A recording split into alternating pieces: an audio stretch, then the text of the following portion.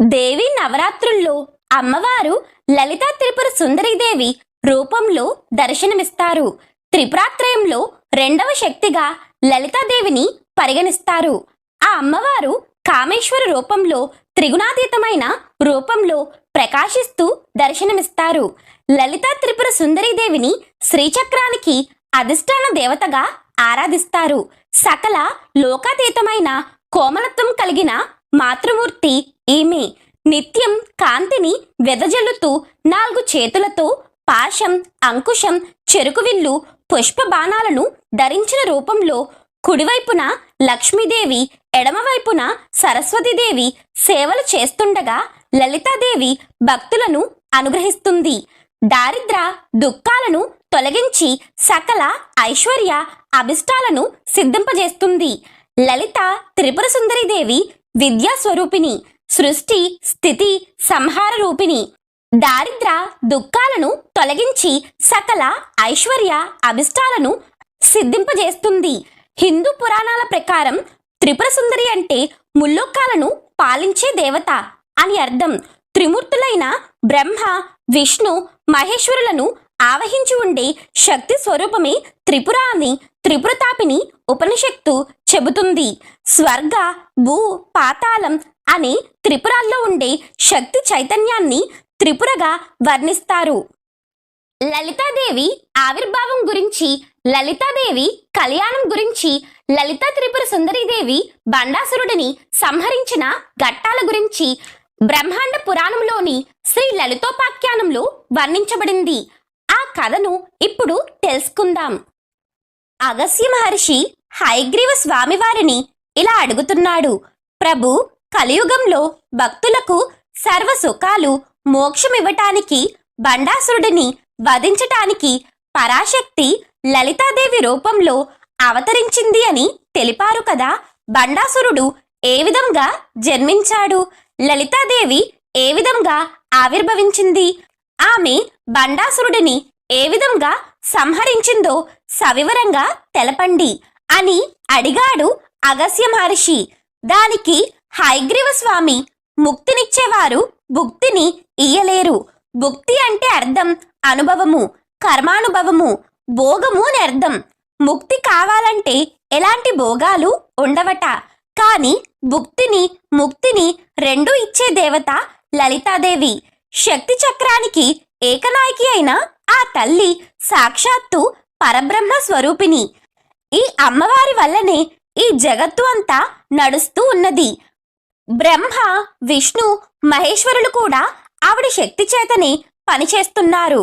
అలాంటి ఆ తల్లి చరిత్ర వినాలని సంకల్పం నీకు కలగటమే అనేక జన్మల పుణ్య విశేషమని అగస్త్యునితో హయగ్రీవ స్వామివారు, ఓ అగస్య, ఆ తల్లి చరిత్రను చెప్తున్నాను, శ్రద్ధగా విను. ముందుగా ఆ తల్లి యొక్క ఆవిర్భావానికి ఏది నేపథ్యమో దాన్ని వివరిస్తున్నాను అని ఇలా చెప్పసాగాడు. పరమేశ్వరుడు సతీ వియోగం తర్వాత హిమాలయాలలో తపస్సు చేస్తూ ధ్యానంలో నిమగ్నమై ఉంటాడు. శివుడిని ధ్యానం నుంచి మేల్కొల్పటానికి దేవతలు మన్మధుడి సహాయం కోరతారు. మన్మధుడు చెట్టుచాటు నుండి శివునిపై పుష్పబాణం ప్రయోగిస్తాడు. ఫలితంగా పరమశివుని ధ్యానం చెదిరిపోయింది. కోపోద్రుక్తుడైనటువంటి పరమశివుడు తన 3వ కన్నును తెరిచాడు. ఆ 3వ నేత్రములో నుంచి వచ్చిన అగ్ని జ్వాలల్లో మన్మధుడు దహించుకుపోయి ఒక పెద్ద భస్మరాశి కింద పడింది. అయితే పరమశివుని రుద్రగణాల నాయకులలో ఒకడైన చిత్రకర్మ అక్కడ పడి ఉన్న బూడిదను చూసి తిన్నగా వచ్చి ఆ బూడిద అంతటిని కలిపి ఒక బొమ్మగా తయారు చేసి దానికి శక్తినిచ్చాడు. వెంటనే బూడిద రూపంలో ఉన్న ఆ బొమ్మలో ఒక కదలిక ప్రారంభమైంది. అది చూసి చిత్రకర్మ బొమ్మకి ప్రాణం వచ్చిందని చాలా ఆనందపడి, నీకు నేను కొన్ని శక్తుల్ని ప్రసాదిస్తున్నాను అని ఆ బొమ్మకి రుద్ర మంత్రాలను ఉపదేశించి జపతపాదులు చెయ్యమన్నాడు.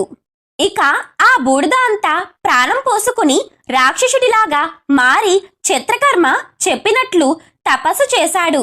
అయితే తపస్సు చెయ్యగానే ఆ రాక్షసుడికి చాలా శక్తులు వచ్చాయి. ఇతడిని చూసి బ్రహ్మదేవుడు ఆశ్చర్యపోతున్నాడు. ఒక దుమ్ము ధూళి అంతా కలిసిపోయి ఒక రాక్షసుడిలాగా మారటం, ఆ రాక్షసుడు తపస్సు చేసి ఇంత ప్రతాపవంతుడై బలవంతుడు అవ్వటమేంటి అనుకుని ఇలా బూడిదతో తయారైన రాక్షసుని చూసి బ్రహ్మదేవుడు బండ బండ అని అన్నాడు. ఇక్కడ బండ అంటే అర్థం ఆశ్చర్యమని. బ్రహ్మ ఇతడిని చూసి ఆశ్చర్యం ఆశ్చర్యం అని అన్నాడు. దీనికి మరో పేరు చేదరింపు అనే అర్థం కూడా ఉంది.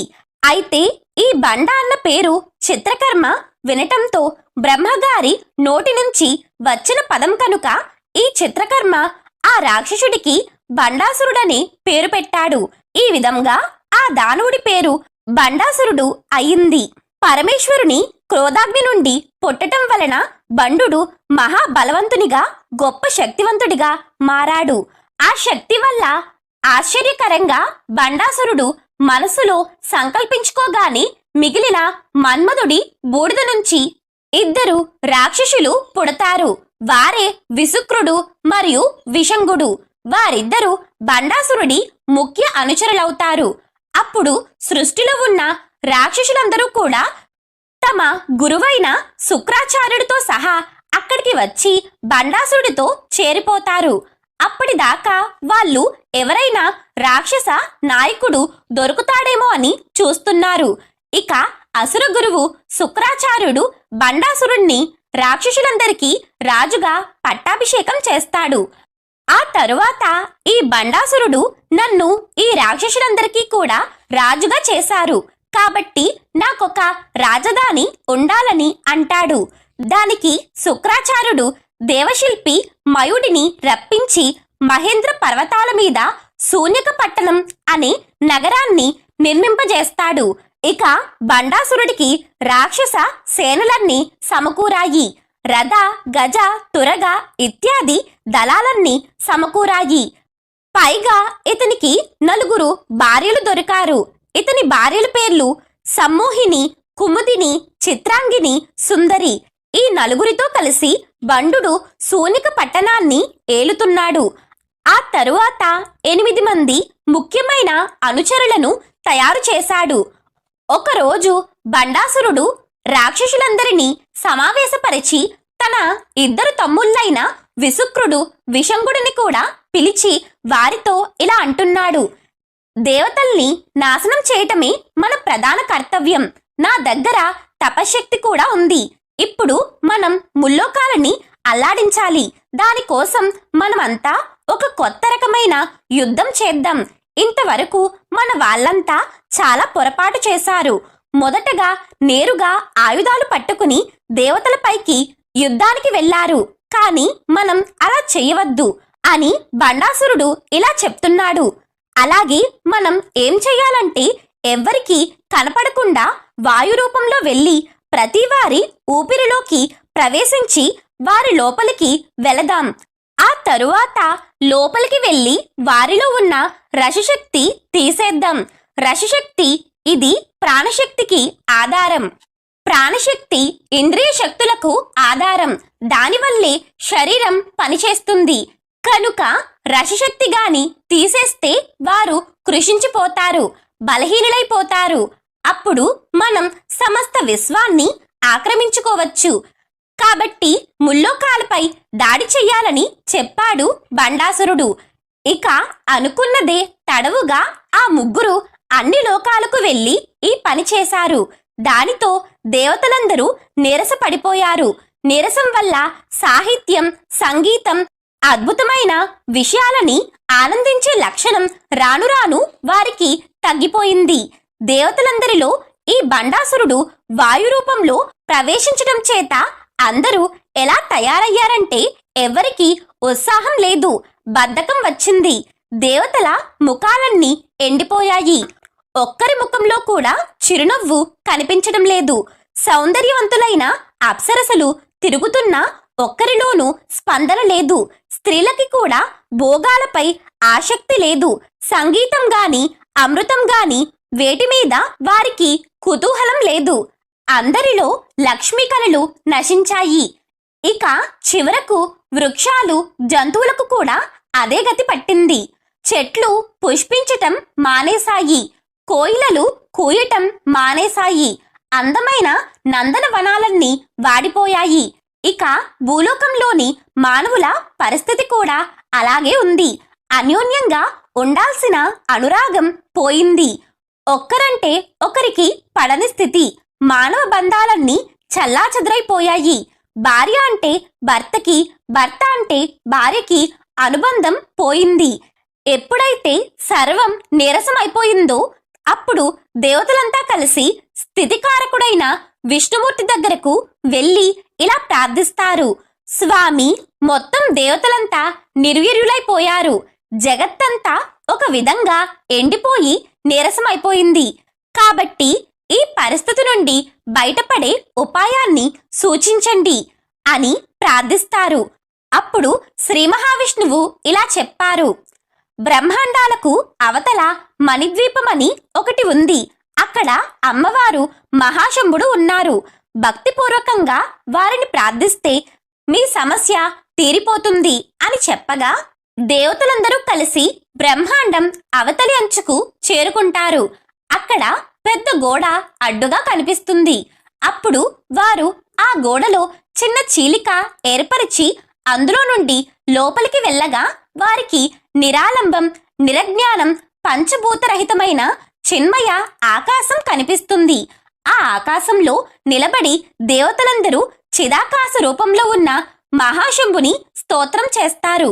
అప్పుడు పరమశివుడు దివ్యమైన రూపం ధరించి ఒక చేతిలో శూలం, ఒక చేతిలో కపాలం ధరించి ఎదురుగా సాక్షాత్కరించారు. 3 కళ్ళతో చిరునవ్వు నవ్వుతూ తెల్లగా ప్రకాశిస్తున్నారు ఆ మహాశంభుడు. ఆయన ప్రక్కనే అమ్మవారు కూడా ఉన్నారు. ఈ అమ్మవారు చంద్రుని వంటి కాంతులని వెదజల్లుతూ చల్లగా ఉంది. ఆ తల్లి 4 చేతులతో భాషిస్తూ ఒక చేతిలో అక్షయమాల, మరో చేతిలో పుస్తకం, మరో 2 చేతులలో వరదముద్ర, అభయముద్ర ధరించి మహాశంభువు ప్రక్కనే ఉంది. అక్కడ ఉన్న అమ్మవారు పరాచితి. ఆయన పేరు పరాశంభు. అయితే దర్శనమిచ్చి శంకరుడు వారితో ఇలా అంటున్నాడు. మీరందరూ వచ్చిన కారణం నాకు తెలుసు. మీ కష్టమేమిటో కూడా నాకు తెలుసు. ధర్మం క్షీణించిపోయి నిరసత్వం వచ్చింది. ఇలాంటివి అప్పుడప్పుడు జగత్తులో దుష్టశక్తుల విజృంభణ వల్ల జరుగుతుంటాయి. వీటిని కామప్రలయం అని అంటారు. దీని నుంచి నా యొక్క శక్తి అయిన లలిత మహాత్రిపుర సుందరి మాత్రమే ఉద్ధరిస్తుంది. కాబట్టి మీరంతా పరాశక్తిని ప్రార్థించండి అని మహాశంభు చెప్పగా దేవతలందరూ పరాశక్తిని ఏ విధంగా ప్రసన్నురాలిని చేసుకోవాలో తెలుపమని వేడుకుంటారు. అప్పుడు ఆయన పరాశక్తిని ప్రసన్నురాలిని చేసుకునే యజ్ఞయాగాదుల విధి విధానాలను, ఆ తరువాత జరగబోయే పరిణామాల గురించి వివరించి దేవతలు చెయ్యబోయే యాగానికి హోతగా ఉంటానని అంగీకరిస్తాడు. ఒక యాగం చేస్తే ఆహుతులన్నీ యజ్ఞగుండంలో వేసేవారిని హోత అంటారు. ఇక్కడ స్వయంగా ఆ మహాశంభువే హోతగా మారాడు. లోకానికి ఉపకారం కలిగించటానికై బ్రహ్మాండాలకు పైన ఉన్న ఆ స్వామి అందులోంచి దిగాడు. హోమగుండం కావాలి కాబట్టి 7 సముద్రాలలో చివరి సముద్రాన్ని ఎండబెట్టాడు. సముద్రం ఎండిపోవటం వల్ల అది ఒక గొయ్యిలా మారింది. అంటే ఒక పెద్ద హోమగుండంలా మారింది. సరిగ్గా ఇక్కడే హయగ్రీవ స్వామి కథ చెప్పటం ఆపారు. వెంటనే అగస్త్య మహర్షి హయగ్రీవ స్వామితో ఇలా అంటున్నారు. మీరు చెప్తున్నది చాలా విచిత్రంగా ఉందయ్యా. ఇలాంటి యాగం నేను ఎక్కడా వినలేదు. ఏ వేదాలలోనూ లేదు. ఆ మహాయాగం ఎలా జరిగింది? దానివల్ల వచ్చిన ఫలితమేమిటి? వివరంగా చెప్పండి అని అడిగాడు. అప్పుడు హయగ్రీవ స్వామి, ధన్యుడివయ్యా అగస్య, విను. ఈ కథ కేవలం పఠిస్తేనే పాపాలన్నీ పోగొడుతుంది. వింటే మన హృదయంలో ఉన్న మాలిన్యాలన్నీ కూడా నశింపజేస్తుంది. దీనిని నిరంతరం ఎవరైతే పారాయణ క్రమంలో చదువుతారో వారికి పరబ్రహ్మ వృత్తమే ప్రాప్తిస్తుంది. ఒక్కసారి దీన్ని శ్రద్ధగా వింటేనే 1000 రాజసూయ యజ్ఞాలు చేసిన ఫలితం వస్తుంది. కాబట్టి ఇప్పుడు చెప్తున్నాను విను. మహాశివుడు నిర్జలమైన సముద్రంలో ఏర్పడ్డ గుంటలో తన 3వ నేత్రంతో చితాగ్నిని ప్రజ్వలింపజేస్తాడు. అలా వెలుగుతున్న అగ్ని పాతాళం నుంచి బ్రహ్మలోకం వరకు వ్యాపించి ఉంటుంది. హోమగుండం నక్షత్రాలతో అలంకరిస్తాడు. ఆ తరువాత వేదాలలో చెప్పబడినట్లు యాగం మొదలు పెడతాడు. పుష్కల ఆవర్తక అన్న ప్రళయ మేఘాలను హోమంలో నెయ్యి వేసే గరిటెలలాగా ఉపయోగిస్తాడు.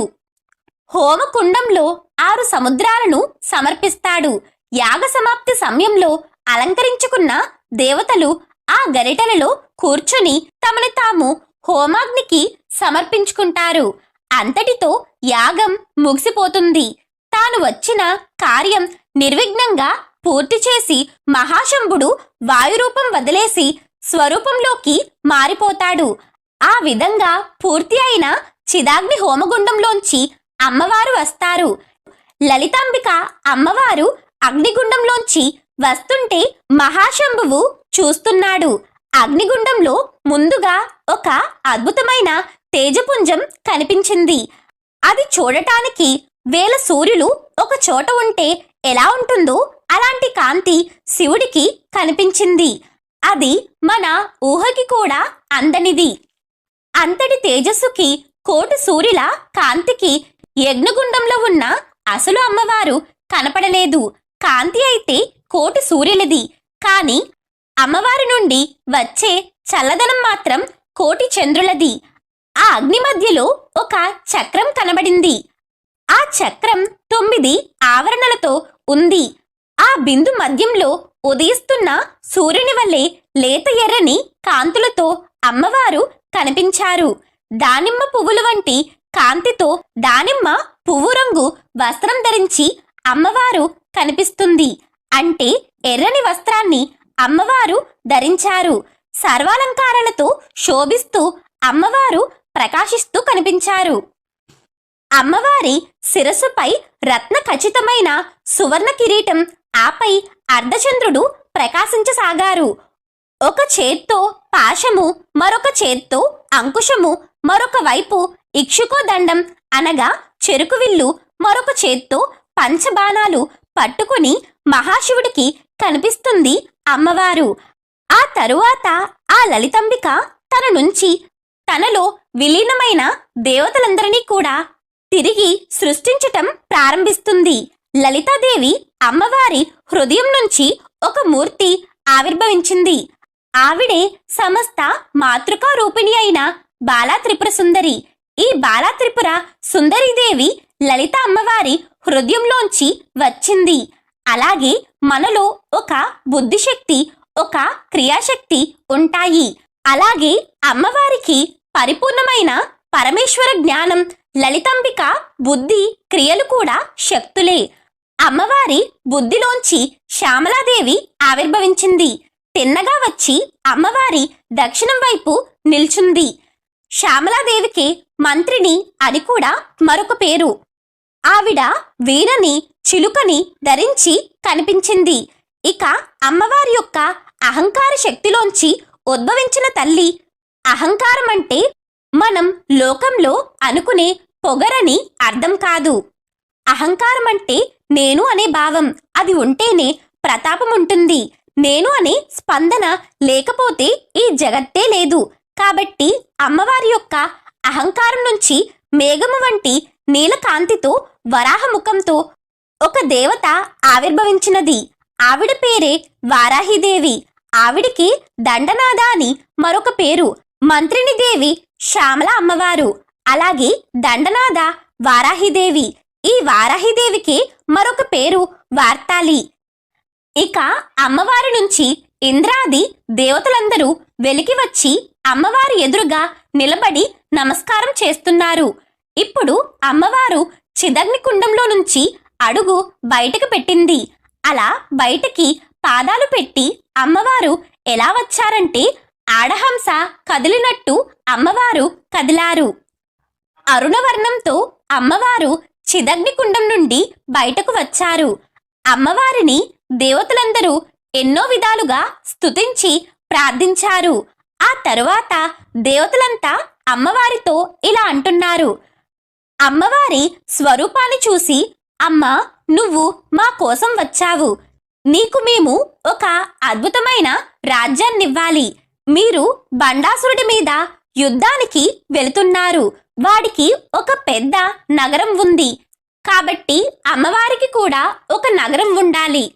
అమ్మవారికి మణిద్వీపం అనే ఒక అద్భుత నగరం ఉంది. కానీ అది ఎక్కడ? బ్రహ్మాండానికి అవతల ఉంది. ఇప్పుడు అమ్మవారు మన కోసం బ్రహ్మాండం లోపలికి వచ్చారు కనుక మేరు పర్వత మధ్య భాగంలో అమ్మవారికి ఒక అద్భుతమైన నగర నిర్మాణం చెయ్యాలని దేవతలు సంకల్పించారు. దానికి బ్రహ్మదేవుడు వెంటనే విశ్వకర్మని పిలిపించాడు. ఆయన దేవశిల్పి.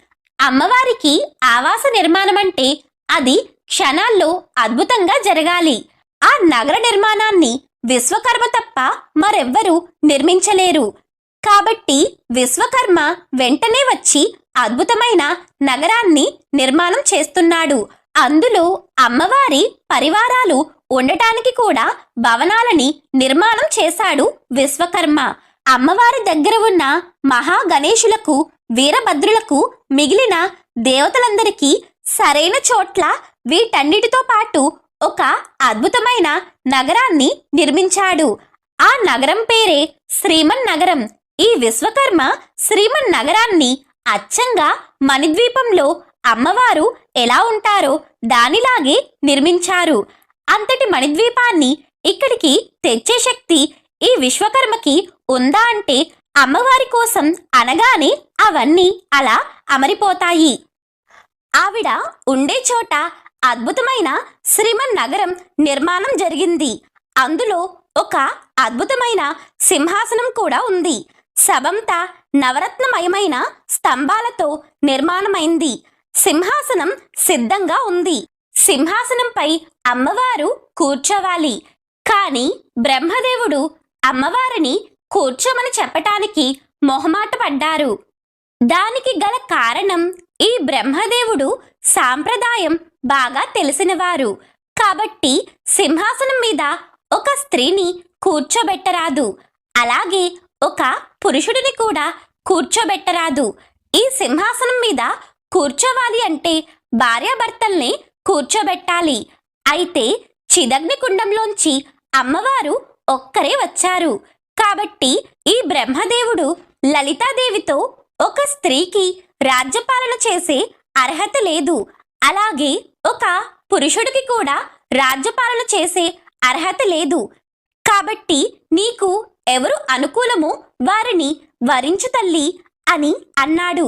బ్రహ్మగారు ఎందుకలా అన్నారంటే అమ్మవారి మంగళ సౌందర్యం చూస్తూ ఉంటే వెంటనే ఒకటనిపించింది. అమ్మవారు ఏ రూపం ధరించినా వాళ్ళ ఆయన మాత్రం శివుడే. ఆయన మహాశంభువు. అక్కడే నిల్చుని ఉన్నారు. కాని శివుడు పాములు, భస్మం ఇవన్నీ ధరించాడు. కాని ఆవిడ మాత్రం మహా సౌందర్య రాశి. ఈ లలితా త్రిపుర సుందరిని మించిన సౌందర్యం, స్వరూపం లేదు. పైగా అమ్మవారిది 16 ఏళ్ల వయసు మాత్రమే. ఈ 16 ఏళ్ల వయసులో అమ్మవారు శోభిస్తూ అందంగా ఉంది ఆ తల్లి. ఈ పరమశివుడేమో అన్నీ ధరించి గంభీరంగా ఉన్నాడు. ఇప్పుడు ఎలా అని బ్రహ్మదేవుడు మనసులో అనుకున్నాడు. కాని బయటకి ఈ విషయం చెప్పలేదు. కేవలం తన మనసులోనే అమ్మా, నీకు అనుకూలమైన వారు ఉంటే వెంటనే పట్టాభిషేకం చేస్తానమ్మా అని అనుకున్నాడు. అలా బ్రహ్మదేవుడు మనసులో అనుకోగానే ఆ మహాదేవుడు బ్రహ్మదేవుని ఎదురుగా నిల్చుని వెంటనే రూపం మార్చుకున్నాడు. ఆ రూపం ఎంత చక్కగా ఉంది అంటే కోటి మన్మధుల సౌందర్యం అంతా ఒక్క చోట రాశిపోస్తే ఎలా ఉంటుందో అలా ఉన్నాడు. అమ్మవారికి సమానంగా పరమేశ్వరుడు తయారయ్యాడు. చక్కటి అద్భుతమైన వస్త్రాన్ని ధరించాడు. అద్భుతమైన పూల దండలను దాల్చాడు. దివ్యగంధాన్ని లేపనం చేసుకున్నాడు. చక్కని కిరీటం ధరించాడు. దాని మీద ఒక చంద్రవంక ఉంది. నిజానికి ఆ పరమేశ్వరుడు ఏ రూపం లేనివాడు కాబట్టే ఏ రూపాన్నైనా ఆయన ధరించగలడు. అలా అందమైన రూపాన్ని ధరించి బ్రహ్మగారి ఎదురుగా నిలబడ్డాడు. కమనీయమైన శరీరాన్ని ధరించిన ఆ పరమేశ్వరుని చూసి బ్రహ్మదేవుడు కామేశ్వరుడు అని నామకరణం చేశాడు. అయితే పరమేశ్వరుడు అలా అందంగా తయారవ్వగానే అమ్మవారు ఆయన వైపు ప్రేమగా చూసి సిగ్గుతో తలవంచుకుంది. అలాగే కామేశ్వరుడు కూడా అమ్మవారిని ప్రేమగా చూస్తున్నాడు. ఇద్దరు అలా ప్రేమగా చూసుకుంటున్నారు. వారిద్దరూ ఒకరికొకరు సిద్ధపడ్డారని నిర్ణయించుకుని వివాహం చెయ్యాలి. కాబట్టి అమ్మ, కామేశ్వరుడిని వివాహం చేసుకుంటావా తల్లి అని బ్రహ్మదేవుడు అమ్మవారిని అడిగాడు. అప్పుడు అమ్మవారు నాకు సమ్మతమే అని అన్నారు. ఒకరికొకరు నచ్చారు కాబట్టి కళ్యాణం చెయ్యాలి. అయితే ముందుగా లలిత అమ్మవారు స్వయంవరం పూర్తి చెయ్యాలి. కామేశ్వరి ఒక్కసారి గగనం వైపు చూడగానే లలితాదేవి సంకల్పం చేత ఒక అద్భుతమైన కుసుమమాల వచ్చింది. ఆ కుసుమమాల చేతిలో పట్టుకుని సిగ్గుతో అలా వదిలారు అమ్మవారు. వెంటనే ఆ వరమాల వెళ్లి కామేశ్వరుని కంఠంలో పడింది. దానితో స్వయంవరం పూర్తి అయింది. ఇక వివాహం జరగాలి. దానితో బ్రహ్మదేవుడు తన పక్కనే ఉన్న శ్రీ మహావిష్ణువుని పిలిచి, నాయనా, నువ్వు వెళ్ళి వివాహం జరిపించాలి అని బ్రహ్మదేవుడు శ్రీ మహావిష్ణువుతో చెప్పాడు. ఇక శ్రీ మహావిష్ణువు ముహూర్తం ఎప్పుడు బాగుందని అడిగితే బ్రహ్మదేవుడు ఇప్పుడే బాగుంది అని చెప్పాడు. వెంటనే వీరిద్దరికీ కళ్యాణం జరిపిస్తున్నారు. అక్కడ ఉన్న శివుడు కామశివుడు, ఆయన పేరే కామేశ్వరుడు. ఆ కామశివునికి ఆ కళ్యాణనిచ్చి వివాహం జరిపిస్తున్నారు. కాబట్టి శివకామ సుందరి అని అమ్మవారికి పేరు వచ్చింది. ఇక బ్రహ్మదేవుడు మంత్రాలు చదువుతున్నాడు. ఆయన్ని అనుసరించి వశిష్ఠాది మహర్షులు కూడా మంత్రాలు చదువుతున్నారు. ఆ తరువాత గంధర్వ అప్సరసలు అందరూ మంగళగీతాలు పాడుతూ నర్తిస్తూ ఉండగా వారిద్దరి చేతులను కలిపి ఆ శ్రీ మహావిష్ణువు అమ్మవారిని కామేశ్వరునికి దారపోశాడు. అలా చెయ్యగానే కళ్యాణం పూర్తయింది. ఇది మహాకామేశ్వరి కామేశ్వరుల కళ్యాణ ఘట్టం. ఇక కళ్యాణం తరువాత వారిద్దరిని సింహాసనం మీద కూర్చోబెట్టారు. ఆ దివ్య సింహాసనంపై కూర్చున్న ఆది దంపతులను తలుచుకొని మనమంతా నమస్కరించుకోవాలి. అయితే కొత్తగా పెళ్ళైన వధూవరులకు అందరూ కానుకలు ఇస్తున్నారు. ముందుగా బ్రహ్మదేవుడు తన సంకల్ప శక్తిలోంచి అమ్మవారికి చక్కటి చెరుకు విల్లును ఇచ్చి, అమ్మ, ఇది నీకు ఆయుధం అని కానుకగా ఇచ్చాడు. అది చూడటానికి చెరుకు విల్లు, కానీ వజ్రాయుధంలా ఉంది. అది ఎప్పుడు దెబ్బతినని చెరుకు విల్లు. ఆ తరువాత శ్రీ మహావిష్ణువు అమ్మవారికి ఎప్పటికీ వాడని పూల ఆయుధాలను ఇచ్చాడు. వరుణదేవుడు నాగశక్తితో కూడిన పాశాన్నిచ్చాడు. విశ్వకర్మ అంకుశాన్నిచ్చాడు. లలితాంబిక 4 ఆయుధాలని 4 దేవతలు తెచ్చి ఇచ్చారు. అగ్నిదేవుడు అమ్మవారికి ఒక కిరీటాన్ని కానుకగా ఇచ్చాడు. సూర్యుడు, చంద్రుడు ఇద్దరూ కలిసి అమ్మవారికి తాటంకాలు ఇచ్చారు. సముద్రుడు నవరత్న అలంకారములు వస్త్రాలు ఇచ్చాడు. ఇంద్రుడు మధుపాత్రను తెచ్చి ఇచ్చాడు. అలాగే కుబేరుడు చింతామణి మాలని కానుకగా ఇచ్చాడు. అలాగే గంగా యమునలు వచ్చి చామరాలు ఇచ్చారు. అనేక మంది దేవతలు అనేక రకాలైన ఆభరణాలు అలాగే ఆయుధాలని అమ్మవారికి కానుకగా ఇచ్చి నమస్కారం చేసుకున్నారు. ఆ తరువాత అమ్మవారిని ఆ దివ్యమైన సింహాసనంపై కూర్చోబెట్టి బ్రహ్మాది దేవతలంతా కలిసి పట్టాభిషేకం చేశారు. ఇదే లలితా సామ్రాజ్య పట్టాభిషేక ఘట్టం. ఇక అమ్మవారు ఆ దివ్యమైన శ్రీమన్ నగరం నుంచి శూన్యక పట్టణం మీదకి యుద్ధానికి బయలుదేరారు. అయితే ఇక్కడ హయగ్రీవ స్వామి ఇప్పటి వరకు చెప్పిన కథని ఎవరు విన్నారో దాని ఫలితాన్ని చెప్తున్నాడు.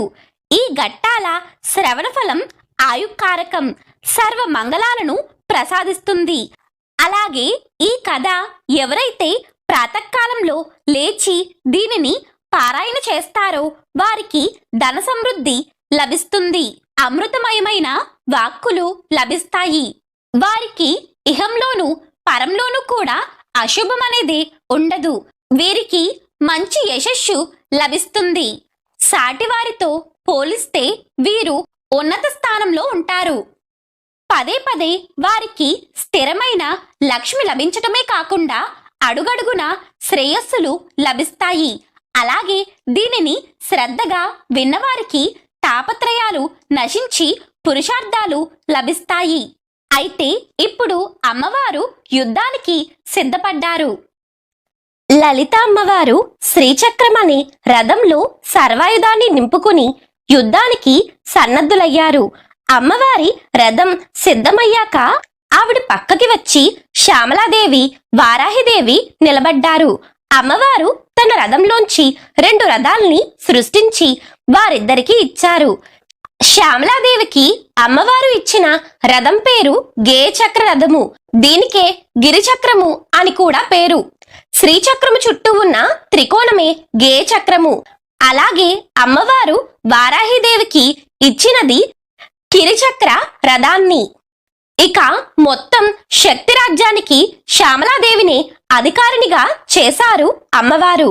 ఈవిడ ప్రధానురాలని అందరికీ తెలియటానికి తన చేతిలోని ఉంగరం తీసుకుని శ్యామలాదేవి చెయ్యి పట్టుకుని ఆవిడకు తొడిగింది. ఈ ఉంగరం బట్టి నువ్వు మంత్రినివి అని అమ్మవారు అధికారాన్ని ఇచ్చారు. ఇక వారాహిదేవిని దండనాథగా సేనలకి అధ్యక్షురాలిగా చేశారు అమ్మవారు. ఈమెకు అమృతమయమైన జలాలతో అభిషేకం చేసింది లలితమ్మ. అమ్మవారు తన యొక్క కనుబొమ్మల ముడిలోంచి నాగలి, రోకలి అనే 2 ఆయుధాలు తీసి వారాహిదేవికి ఇచ్చింది. ఇక్కడ కనుబొమ్మల ముడి అంటే ఆగ్నేయ చక్రస్థానం. ఇది బుద్ధిశక్తికి ప్రధానమైన కేంద్రం. లలితాంబిక అమ్మ కనుబొమ్మల కదలికలతోనే ఈ జగత్తు అంతా నడిపిస్తుంది. ఈ కనుబొమ్మల మధ్య నుంచి ఈ 2 సృష్టించిందంటే ఈ వారాహి తల్లి ఆజ్ఞా చక్రేశ్వరి. అంటే ఎవరినైనా ఆజ్ఞాపించే శక్తి వారాహిదేవిదే. ఆ విధంగా వారాహిదేవికి ఈ 2 ఆయుధాలు ఇచ్చి లలిత అమ్మవారు ఇచ్చే ఆజ్ఞలన్నిటినీ శక్తి సేనల్లో అమలు చేసే తల్లిగా వారాహిదేవి ఉంటుంది. అందుకే వారాహిదేవికి ఆజ్ఞా చక్రేశ్వరి అన్న పేరు వచ్చింది.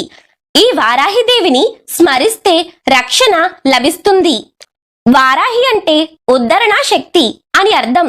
వారాహిదేవి యొక్క సేనలందరూ వరాహముఖం కలిగిన దేవతలు. ఈ దేవతలంతా అచ్చం వారాహిదేవి వలె ప్రకాశిస్తూ ఉంటారు. వీళ్ళంతా వారాహిదేవి నుంచి వచ్చినవారు కనుక ఆమెలాగే భాషిస్తూ ఉన్నారు. కిరిచక్ర రథంలో అనేక రకాల వారాహి శక్తులు కదులుతున్నాయి. కిరిచక్ర రథం పక్కనే ఒక వాహనం ఉంది. అది సింహవాహనం. వారాహిదేవి యుద్ధ రంగంలో రథంలో ఉండి యుద్ధం చేస్తూ మధ్య మధ్యలో ఒక్కోసారి రథం దిగుతారు. అలా దిగినప్పుడు వారాహిదేవికి మరొక వాహనం సిద్ధంగా ఉంటుంది. అది ప్రధానమైన రథం కాకుండా వేరే వాహనం. అదే మహాసింహం. దాని పేరే వజ్రఘోషం. అమ్మవారికి అవసరమైతే ఈ సింహవాహనం ఎక్కి ఆ తల్లి వెళ్తూ ఉంటారు. ఈ విధంగా శ్యామలాదేవికి వారాహిదేవికి రథాలు కూడా ఇవ్వబడ్డాయి. మొత్తంగా అమ్మవారి రథంతో కలిపి 3 రథాలు కలిసి బయలుదేరుతున్నాయి. ఈ విధంగా తల్లి బయలుదేరుతుండగా విజయధ్వానాలతో మంగళవాద్యాలు మ్రోగుతున్నాయి. ఇక అమ్మవారి అంకుశము నుండి ఉద్భవించిన సంపత్కరీదేవి రణకోలాహలమనే మత్తగజమును అనగా ఏనుగును అధిరోహించి అమ్మవారిని అనుసరిస్తూ వస్తున్నారు. సంపత్కరీదేవికి ఉన్న మరో పేరే సంపదీశ్వరి. ఈవిడ కూడా అమ్మవారిలాగే ఉంటారు. అదే రంగు ఆయుధాలు కూడా అవే పట్టుకుని ఉన్నారు. ఇక అమ్మవారి పాశము నుండి ఉద్భవించిన అశ్వరూఢాదేవి అపరాజిత అన్న అశ్వం అధిరోహించి ఒక చేతిలో బెత్తం మరో చేతిలో హయవల్గం ధరించి అమ్మవారిని అనుసరిస్తున్నారు. హయవల్గము అంటే గుర్రాన్ని జలిపించే కొరడా వంటిది. ఆ తరువాత లలితాదేవి కోపంతో చేసిన హుంకారం నుండి 6 కోట్ల మంది యోగినులు మరో 6 కోట్ల మంది భైరవులు పుట్టుకొస్తారు. అనంతమైన శక్తిసేన ఉద్భవిస్తుంది. శక్తిసేన సంపూర్ణంగా సమకూర్చుకున్న లలితాదేవి శ్రీచక్ర రథాన్ని అధిరోహించి యుద్ధానికి సన్నద్ధురాలయ్యింది. అమ్మవారు కూర్చున్న రథంలో 4 వైపులా జయ, విజయ మొదలైన 4 పరిచారికులున్నారు. వారు చక్కని చామరాలు పట్టుకుని అమ్మవారికి వీస్తూ ఉన్నారు. అమ్మవారి రథం 10 యోజనాల పొడవు, అలాగే గేచక్రం 7 యోజనాల పొడవు, అలాగే కిరిచక్రం 6 యోజనాల పొడవుతో ఉంది. వీటన్నిటికీ చక్కటి ఛత్రములు, ధ్వజములు ప్రకాశిస్తూ ఉన్నాయి. ఎప్పుడైతే ఈ తల్లి బండదైత్యుని జయించటానికి సిద్ధపడిందో శక్తిసేనుల కదలికలకి దిక్కులన్నీ ధ్వనిస్తూ ఉన్నాయి. ఆ ప్రతాపానికి భూమి కంపిస్తుందా అన్నట్లుగా ఉంది. వీరు చేస్తున్న ధ్వనులు కాకుండా దేవదుందుబులు మ్రోగుతున్నాయి. కుసుమవృష్టి కురుస్తూ ఉంది. సురగాయకులైన గంధర్వులు, విశ్వావసు మొదలైన వారంతా గానం చేస్తున్నారు.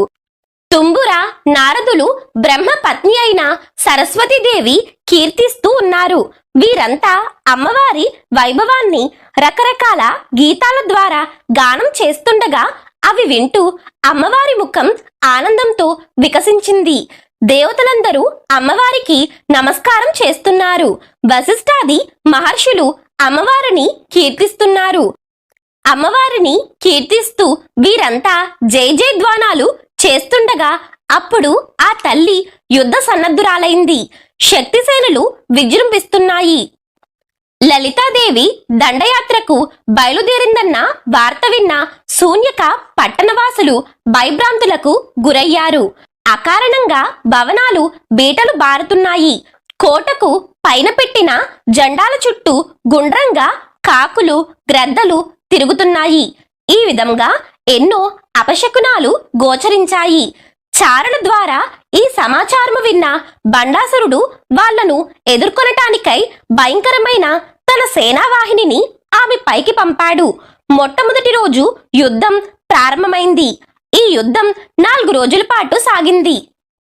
మొదటి రోజు యుద్ధంలో రాక్షసులు గాడిదల మీద, ఒంటెల మీద, కుక్కల మీద, శరభాల మీద, బేరుండాల మీద, ప్రేతాల మీద ఎక్కి యుద్ధానికి వచ్చారు. మొట్టమొదట దుర్మదుడు అనే రాక్షసుని పిలిచి బండాసురుడు అతనికి 10 అక్షోహిణుల సైన్యాన్నిచ్చి లలితాదేవిని, వారాహిదేవిని, శ్యామలాదేవిని జుట్టుపుచ్చుకుని ఈడ్చుకురండి అని చెప్పి యుద్ధానికి పంపాడు. దుర్మదుడు శక్తి సైన్యంలోకి ప్రవేశించాడు. అసురసేనలు రాగానే శక్తిసేనలు చాలా ఉత్సాహంతో ప్రకాశవంతమైన అస్త్రాలను స్వీకరించి అసురసేనలను అల్లాడిస్తున్నాయి. దుర్మదుడు తను పంపించిన రాక్షస సేనలన్నీ శక్తిసేనల చేతుల్లో నశించటం గమనించి అతడే స్వయంగా ముందుకొచ్చి శక్తి సైన్యం అంతటినీ కూడా అల్లకల్లోల పరుస్తూ తన ప్రతాపాన్ని చూపించటం మొదలుపెట్టాడు. ఆ దృశ్యాన్ని చూసిన సంపత్కరీదేవి రణకోలాహలమని ఏనుగును అధిరోహించి ముందుకొచ్చింది. తనతో సమానమైన శక్తి సైన్యంతో ఆ తల్లి దుర్మదుణ్ణి ఎదుర్కొన్నది. అమ్మవారి సేనలకు అసుర సేనలకు మధ్య భయంకరమైన యుద్ధము జరుగుతుంది. ఈ అమ్మవారి దగ్గరున్న సేనలు గొప్ప పరాక్రమాన్ని చూపిస్తుండగా దుర్మదునికి ఉక్రోషం కలిగింది. వాడి వాహనం ఒంటె. దానితో మహావేగంగా అమ్మవారి మీదకి వచ్చాడు. అలా వచ్చిన వాణ్ణి అమ్మవారు ఎదుర్కొన్నారు. రాక్షసుల సైన్యం మీద సంపత్కరీదేవి బాణవర్షం ప్రయోగించింది. అమ్మవారు వేసిన బాణవర్షంతో అసురసేనలన్నీ అల్లకల్లోలమైపోతున్నాయి. ఇది చూసిన దుర్మదుడు తన మాయాశక్తులతో భయంకరమైన ప్రతాపాన్ని చూపిస్తూ బలంగా ఒక బాణం తీసుకుని వేశాడు. ఆ బాణం తిన్నగా వెళ్లి సంపత్కరీదేవి కిరీటంలో ఉన్న ఒక మణిని పడవేసింది. అది పడిపోగానే అమ్మవారికి కోపం వచ్చింది. వెంటనే ఆ తల్లి తన ధనస్సు నుంచి అపూర్వమైన బాణాలు ఆ రాక్షసుడి వక్షస్థలానికి తగిలేలా ప్రయోగించింది. దానితో దుర్మదుడు సంహరింపబడ్డాడు. ఈ విధంగా మొదటి విజయం సంపత్కరీదేవి సాధించింది. అమ్మవారు విజయాన్ని సాధించగానే శక్తిసేనలు ఉత్సాహంతో కిలకిలా రావాలు చేశారు. సంపత్కరీదేవి ఆ దుర్మదుడిని సంహరించడం చూసిన కొంతమంది రాక్షసులు పారిపోయి బండాసురుడికి జరిగినదంతా చెప్పారు. బండాసురుడు కోపోద్రుక్తుడై కురుండు అనే రాక్షసుణ్ణి పిలిచి వాడికి 20 అక్షోహిణుల సైన్యాన్నిచ్చి పంపిస్తాడు. ఈ కురుండు దుర్మదునికి అన్నగారు. ఇతను మాయాయుద్ధం చేయటంలో చాలా గొప్ప నైపుణ్యం కలవాడు. ఈ రాక్షసుడు తిన్నగా వచ్చి అక్కడ దూరంగా కనిపిస్తున్న సంపత్కరీదేవిని చూసి, ఓ పాపాత్మురాలా, నా తమ్ముణ్ణి చంపేస్తావా? ఏదో కాసింత పరాక్రమం ఉన్నంత మాత్రాన నువ్వింత మిడిసపడుతున్నావా? నేనిప్పుడు చూపిస్తా. నీ శక్తి సైన్యం అంతటిని ఒక్క పెట్టున మృంగేస్తాను. నా భుజబలమేమిటో చూపిస్తానని సంపత్కరీదేవి కూర్చున్న ఏనుగు వైపు తన సేనలను కురుండు తోలించాడు. కురుండు రావటం చూచిన సంపత్కరీదేవి చిరునవ్వు నవ్వి తన ఏనుగును ముందుకు కదిలించబోతుండగా పక్క నుంచి అశ్వరూఢాదేవి వచ్చి సంపత్కరీదేవితో, ఓ చెలి, వీడితో యుద్ధం చేసే అవకాశం నాకివ్వు. నువ్వు చంపలేవని కాదు, నాకు ఉత్సాహంగా ఉంది. నువ్వు క్షణం సేపు కూర్చో, ఆ క్షణంలో వీడి పని పడతాను అని చెప్పారు అశ్వరూఢాదేవి. ఆ మాటలు విన్న సంపత్కరీదేవి చిరునవ్వు నవ్వి సరేనని అశ్వరూఢాదేవిని పంపించి తను వెనక్కి మళ్ళింది. అశ్వరూఢాదేవి అపరాజిత అనే అశ్వాన్ని అధిరోహించి ముందుకు సాగింది. అశ్వరూఢాదేవి చుట్టూ ఉన్న అశ్వ సైన్యమంతా ముందుకు కదిలింది. అమ్మవారు కురుండునిపై బాణవర్షాన్ని కురిపించారు. అలాగే ఆ తల్లి తన పాశాయుధాన్ని విదిలించగానే దానిలోంచి లెక్కలేనన్ని పాశాలొచ్చాయి. ఆ పాశాలన్నీ తిన్నగా వెళ్లి అటు ఇటు కదలకుండా మొత్తం రాక్షస సైన్యాన్నంతటిని బంధించాయి. ఇది చూసిన కురుండు భరించలేక తీవ్రంగా ఏకాగ్రతను చూపించి ఒక అద్భుతమైన బాణాన్ని అమ్మవారిపై ప్రయోగించాడు. ఆ బాణం తిన్నగా వెళ్లి అశ్వరూఢాదేవి ధనస్సుని వింటినారని కూడా తెగగొట్టింది. ధనస్సు అల్లేత్రాడు రెండు తెగిపోగానే వెంటనే ఆ తల్లి విసిరిన పాశం వెళ్లి కురుండుని బంధించింది.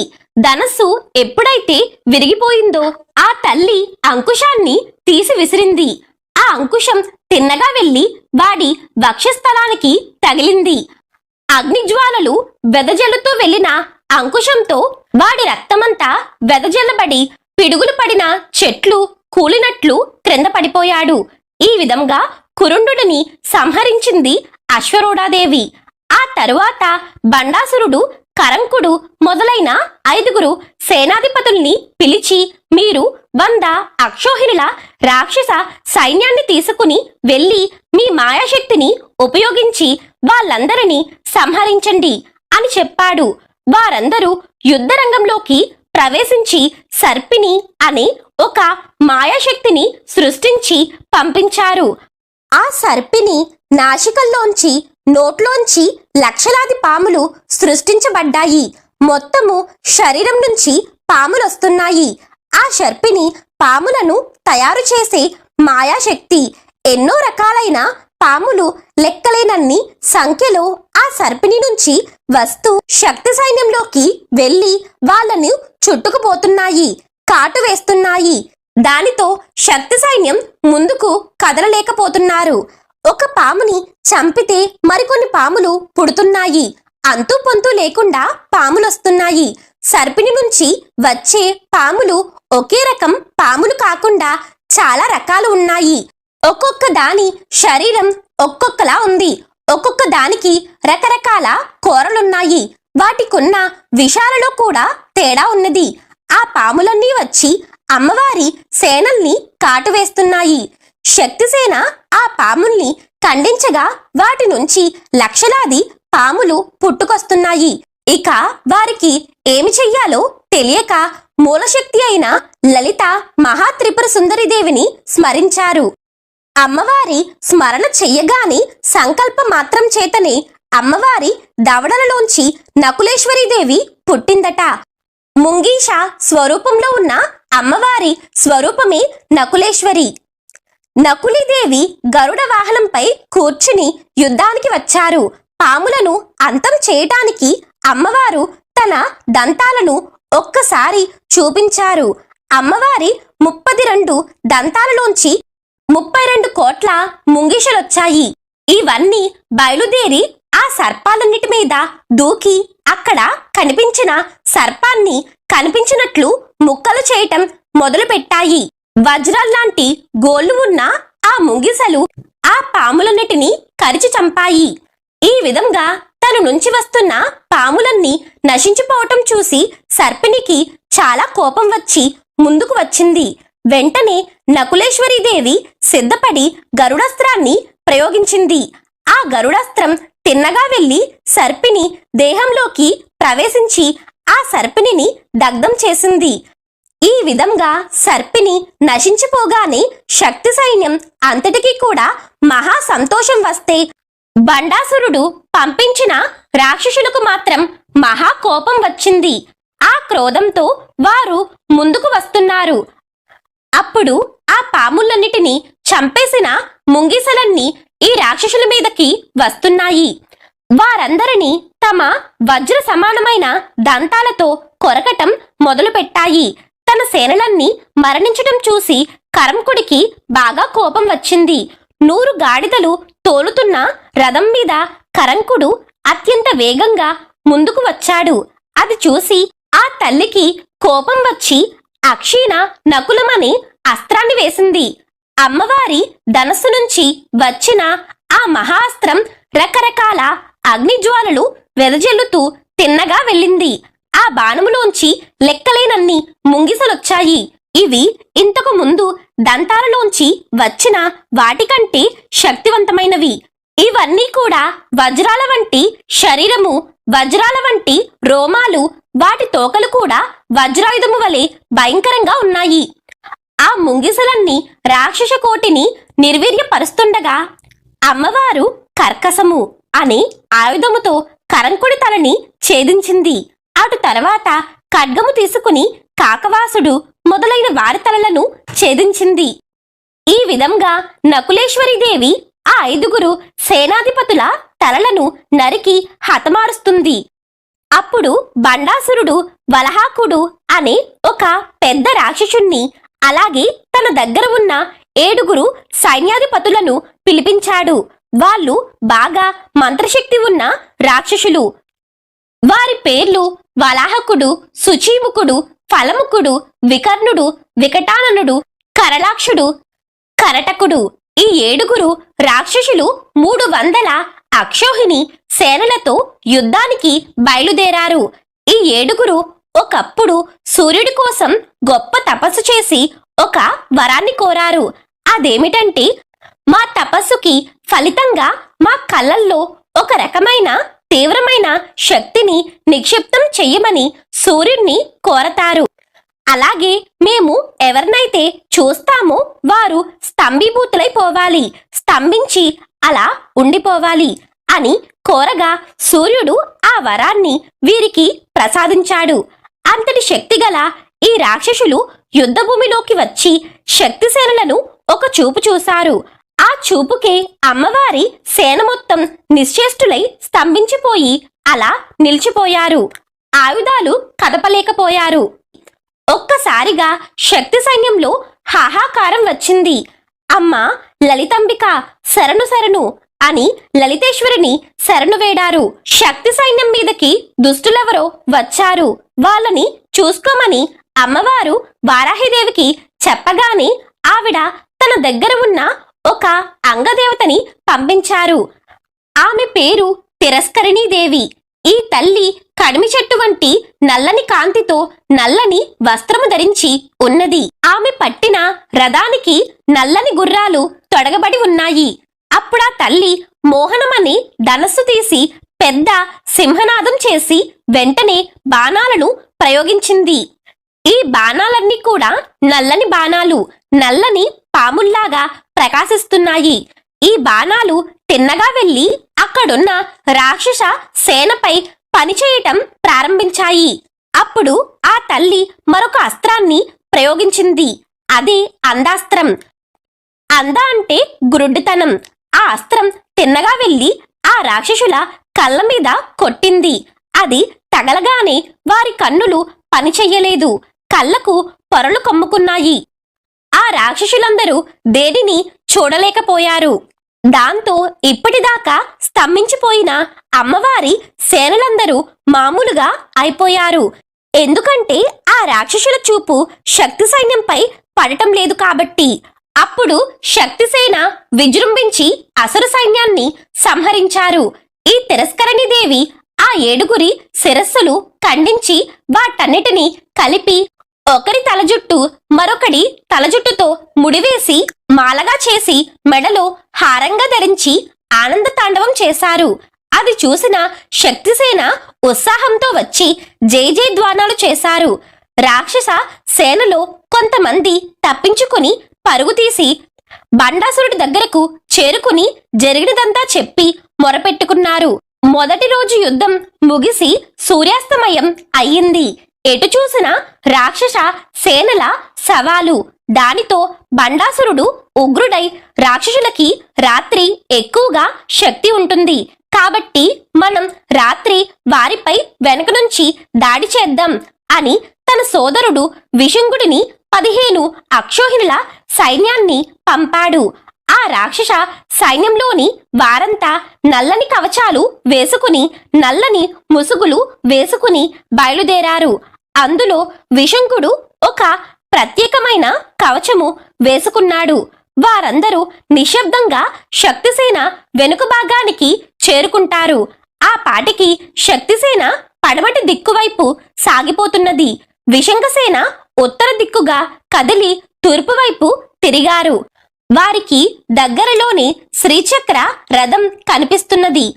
అవకాశం చూసుకుని విశంగుడు హఠాత్తుగా రథం వెనుక వైపు నుంచి విపావటం అన్న ఆయుధంతో దాడి చేస్తాడు. అక్కడే ఉన్న హనుమాదేవితో సహా ఇతర దేవతలు ఒక్క క్షణం నిశ్చేష్టులై మరుక్షణమే తేరుకుని తిరుగుదాడికి సిద్ధమయ్యారు. సరిగ్గా అదే సమయానికి కుటిలాక్షుడు 10 అక్షోహిణుల సైన్యంతో ముందు నుంచి దాడి చేయటం ప్రారంభించాడు. 2 ప్రక్కల నుంచి జరుగుతున్న దాడిని చూసి లలితాదేవికి ఆగ్రహం కలుగుతుంది. ఈలోగా విశంకుడు సంధించిన బాణం తగిలి లలితాదేవి చేతిలోని వింజామర విరిగి కింద పడుతుంది.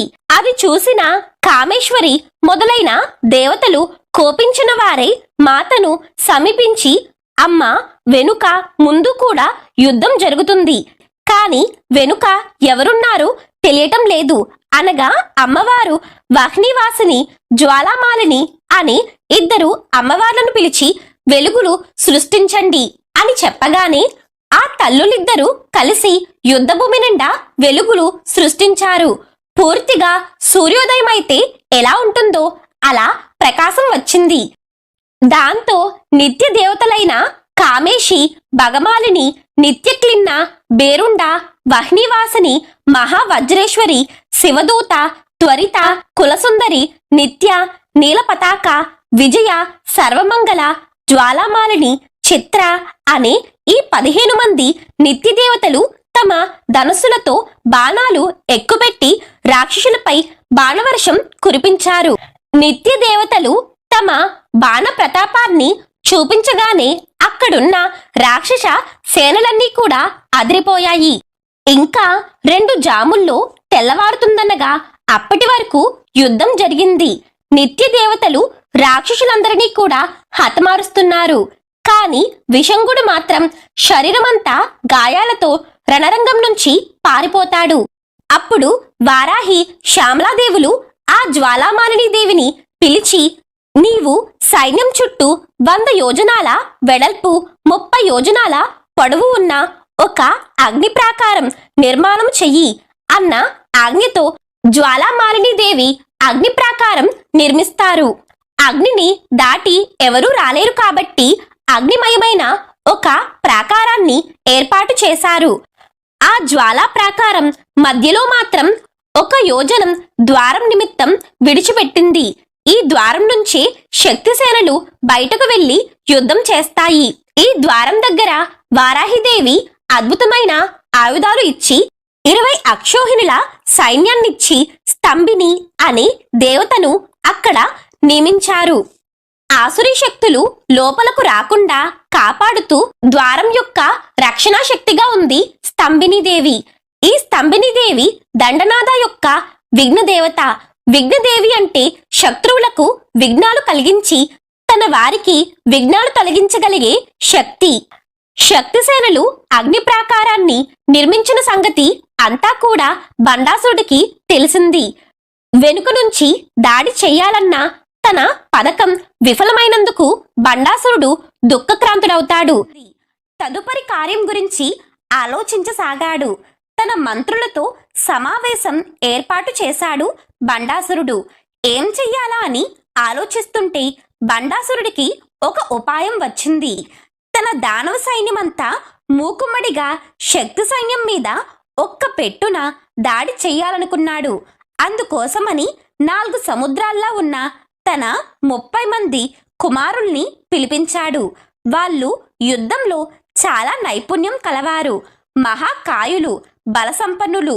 వారి పేర్లు చతుర్బాహుడు, చకోరాక్షకుడు, చతుశిరుడు, వజ్రఘోషుడు, ఊర్ధ్వకేశుడు, మహామాయుడు, మహాహనుడు, మహాశత్రువు, మహాస్కంది, సింహఘోషుడు, సురాలకుడు, అందకుడు, సింధునేత్రుడు, కృపాకుడు, కృపాలోచనుడు, గుహాక్షుడు, గండలుడు, చండవర్ముడు, యమాంతకుడు, లడ్డనుడు, పండసేనుడు, పురోజిత్తు, పూర్వమారకుడు, స్వర్గశత్రువు, స్వర్గబలుడు, దుర్గుడు, స్వర్గకంటకుడు, అతిమాయుడు, బృహన్మాయుడు, ఉపామాయుడు.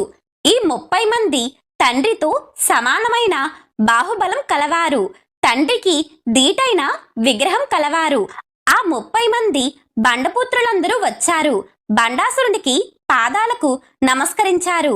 వారందరినీ ప్రసన్న దృష్టితో చూస్తూ బండాసురుడు వాళ్లతో ఇలా అన్నాడు: ఓహో నా పుత్రులారా, మీతో సమానమైన వారు ఈ భూమి మీద ఎవడున్నాడు? మీ బలంతోనే నేను ప్రపంచాన్నంతా జయించాను. మీరు సామాన్యులు కారు. ఇంతవరకు సంహరింపబడిన సేనాపతులు అందరూ కూడా నాకు సహకరించినప్పటికీ నేను ఇదివరకు దేవతలందరినీ వశం చేసుకున్నానంటే అది మీ సహాయం వల్లే జరిగింది. యుద్ధంలో కోపోద్రిక్తులైన మీరు ఇంద్రుణ్ణి, అగ్నిని, యముణ్ణి, నిరుత్రిని, వరుణుణ్ణి జుట్టు పట్టుకులాగారు.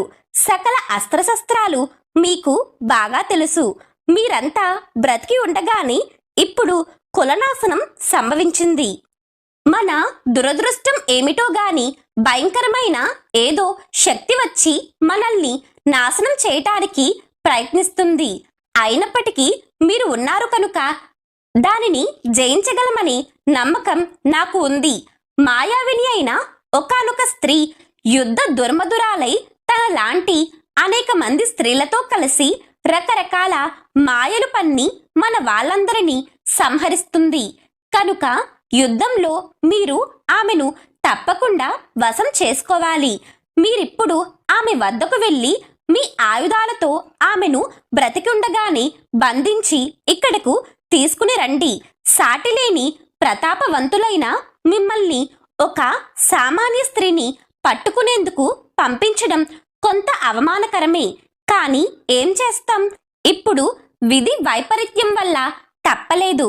కనుక మగధీరులైన మీకు కొంచెం అవమానకరమైనప్పటికీ కూడా మీరు అన్యదా భావించకుండా వెళ్ళండి. ఇది మీ శౌర్యకీర్తులకు విపరీత స్థితి. దీన్ని సహించండి.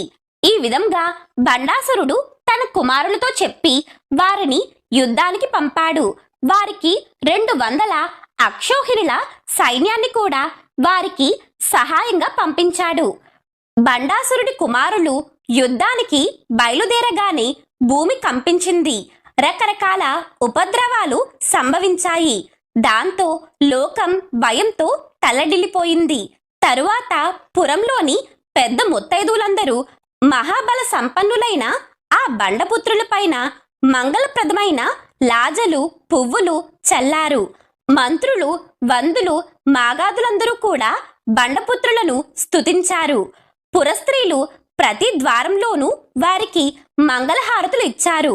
బండాసురుడి పుత్రులందరూ రణరంగానికి బయలుదేరుతున్న సమయంలో భూతలం బ్రద్దలవుతున్నట్లు అనిపించింది. ఆకాశం వేడెక్కినట్లు అనిపించింది. సముద్రం ఘోషిల్లినట్లయింది. 200 అక్షోహిణుల సైన్యం తీసుకుని వాళ్ళు కోపంతో, యవ్వన మదంతో, పరాక్రమ మదంతో పురం వదిలి యుద్ధానికి వెళ్తూ వాళ్ళు యుద్ధంలో శక్తి సైన్యాన్ని అంతా ఒక్క క్షణంలో నమిలేస్తాం, మా వాడి బాణాలతో వారి ఆయుధాలన్నిటినీ నుగ్గు చేస్తాం అని వారిలో వారు ప్రగల్భాలు పలుకుతూ యుద్ధభూమి దగ్గరకు చేరుకుని పెద్ద పెట్టున సింహనాదం చేశారు. దాంతో బ్రహ్మాండం బద్దలయింది. ఉపద్రవాల్లో మేఘాల నుంచి వెలువడ్డ పిడుగుల్లాగా ఉంది. ఇలాంటిది మునుపెన్నడూ వినలేనిదిగా ఉంది. ఆ ఘోరమైన ధ్వని శక్తి దేవతల చెవులకు మనసులకు ఎంతో క్షోభ కలిగించింది. వాళ్ళందరూ తమ సైన్యాలతో కలిసి పెద్దగా కలకలం సృష్టించారు. అప్పుడు చతుర్బాహు మొదలైన బండాసురుని కుమారులందరూ యుద్ధం కోసం వస్తున్నారనే వార్త శక్తి సైన్యం నుండి అమ్మవారికి తెలిసింది. ఆ సమయంలో ముమ్మూర్తుల తల్లినే పోలి ఉన్న లలితాదేవి కుమార్తె అయిన బాలాత్రిపుర సుందరీదేవి అమ్మవారి ప్రక్కన కూర్చుని ఉంటుంది. లలితాదేవి హృదయం నుంచి వచ్చింది ఈ బాలాదేవి. బండపుత్రులు యుద్ధం కోసం వచ్చారని విని బాలాత్రిపుర సుందరీదేవి వాళ్లతో యుద్ధం చెయ్యాలని ఉవ్విల్లూరింది. లలితాదేవి యొక్క కుమార్తె అయిన ఆ బాల లలితాదేవికి సన్నిహితంగానే ఉంటుంది. శక్తి దేవతలందరికీ ఈమె పూజ్యురాలు, మంచి పరాక్రమం కలది. అంతేకాక లలితాదేవితో సమానమైన ఆకార విశేషం కలది. వారాహిదేవి, శ్యామలాదేవి మొత్తం శక్తి సేనలందరూ కూడా లలితాదేవిని ఎంత గౌరవిస్తారో ఈ బాలాత్రిపుర సుందరిని కూడా అంతగా గౌరవిస్తారు. అది ఆవిడ గొప్పతనం. బాలాత్రిపుర సుందరిని ఎవరు ఆరాధిస్తారో వారికి లలితాదేవి అనుగ్రహం పరిపూర్ణంగా లభిస్తుంది. బాలాదేవి లలిత అమ్మవారికి ప్రీతి కలిగిస్తూ ఆవిడ దగ్గర కూర్చుంది. ఆవిడ ఆకారం ఎలా ఉందంటే ముమ్మూర్తుల లలితాదేవిని పోలి ఎర్రగా ప్రకాశిస్తూ ఉంటుంది. అలాంటి బాలకు ఎంతో కోపం వచ్చింది. ఆ బాలకు సర్వకాలాల్లోనూ 9 సంవత్సరాల ప్రాయమే ఉంటుంది. ఆమె నిత్య బాల స్వరూపిణి. యుగాలు గడిచిపోతున్నా కూడా ఆవిడ వయస్సు 9 ఏళ్ల ప్రాయమే. ఆమె సమస్త విద్యలకు నిలయం. ఎవరైతే బాలాత్రిపుర సుందరిని ఉపాసిస్తారో వారికి సర్వ విద్యలు లభిస్తాయి. పైగా ఈ విద్య బ్రహ్మ విద్య. బాలాత్రిపుర సుందరి సాక్షాత్తు బ్రహ్మ విద్య స్వరూపిణి. బ్రహ్మ విద్య ఇస్తుందంటే ఇతర విద్యలను ఇస్తుందని వేరే చెప్పనక్కరలేదు. సర్వ విద్యలు కూడా బాలా ఉపాసకులకు తప్పకుండా లభిస్తాయి. ఈ తల్లి శ్రీచక్రంలో మధ్య భాగమైన హృదయ భాగంలోనే ఉంటుంది. లలిత మహాత్రిపుర సుందరి యొక్క హృదయ శక్తి, ప్రాణశక్తి బాలాదేవి. ఆ తల్లి ఉదయిస్తున్న బాలసూర్యుని వలె ఎర్రని కాంతులతో ప్రకాశిస్తూ ఉంటుంది. తన శరీరం నుండి వెదజల్లబడుతున్న లేత ఎర్రని కాంతులతో దిక్కుల హద్దులన్నీ నింపేస్తుంది ఆ తల్లి.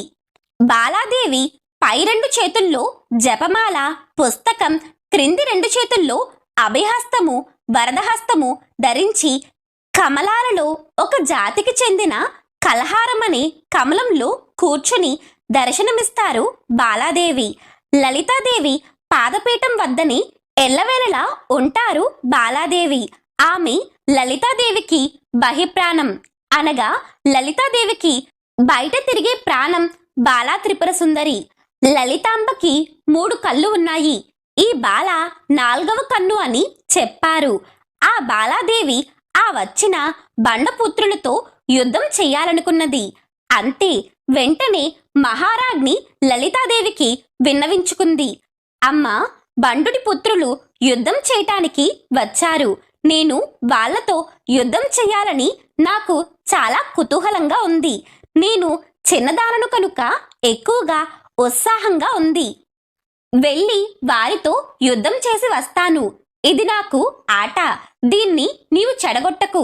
బాలికను గనుక నిత్యము నాకు ఆటలయందు ప్రీతి ఉంటుంది కనుక యుద్ధ క్రీడతో నా మనస్సుకి ప్రీతి కలిగిస్తాను.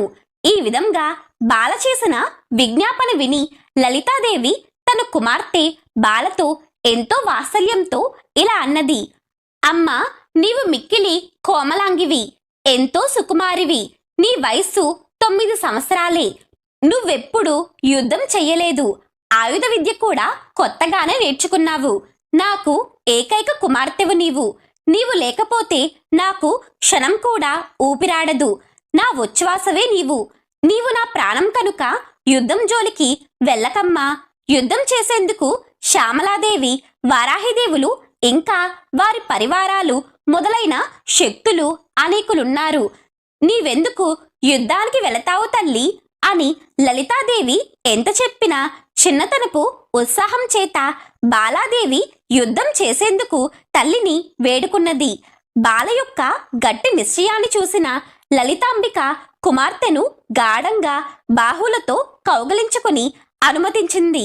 అప్పుడు ఆ లలితాదేవి తన కవచం నుండి ఒక కవచం తీసి బాలాదేవికి ఆ కవచాన్ని ఇచ్చింది. అంటే దీపం నుంచి దీపం వెలిగించినట్లు అమ్మవారు తన కవచం నుంచి మరో కవచాన్ని తీసి ఇచ్చారు. బాల చేతిలో ఉన్న వరద అభయహస్తాలతో యుద్ధం ఎలా చేస్తుందని అమ్మవారు తన ఆయుధాల నుంచి ధనస్సు, బాణం ఇత్యాది ఆయుధాలను తీసి ఇచ్చారు. శ్యామల, వారాహిలకు యుద్ధం కోసం రథాలు ఇచ్చారు అమ్మవారు. కాని బాలా త్రిపుర సుందరీదేవిని యుద్ధం కోసం సృష్టించలేదు కనుక ఇంతవరకు ఆవిడకి రథం లేదు.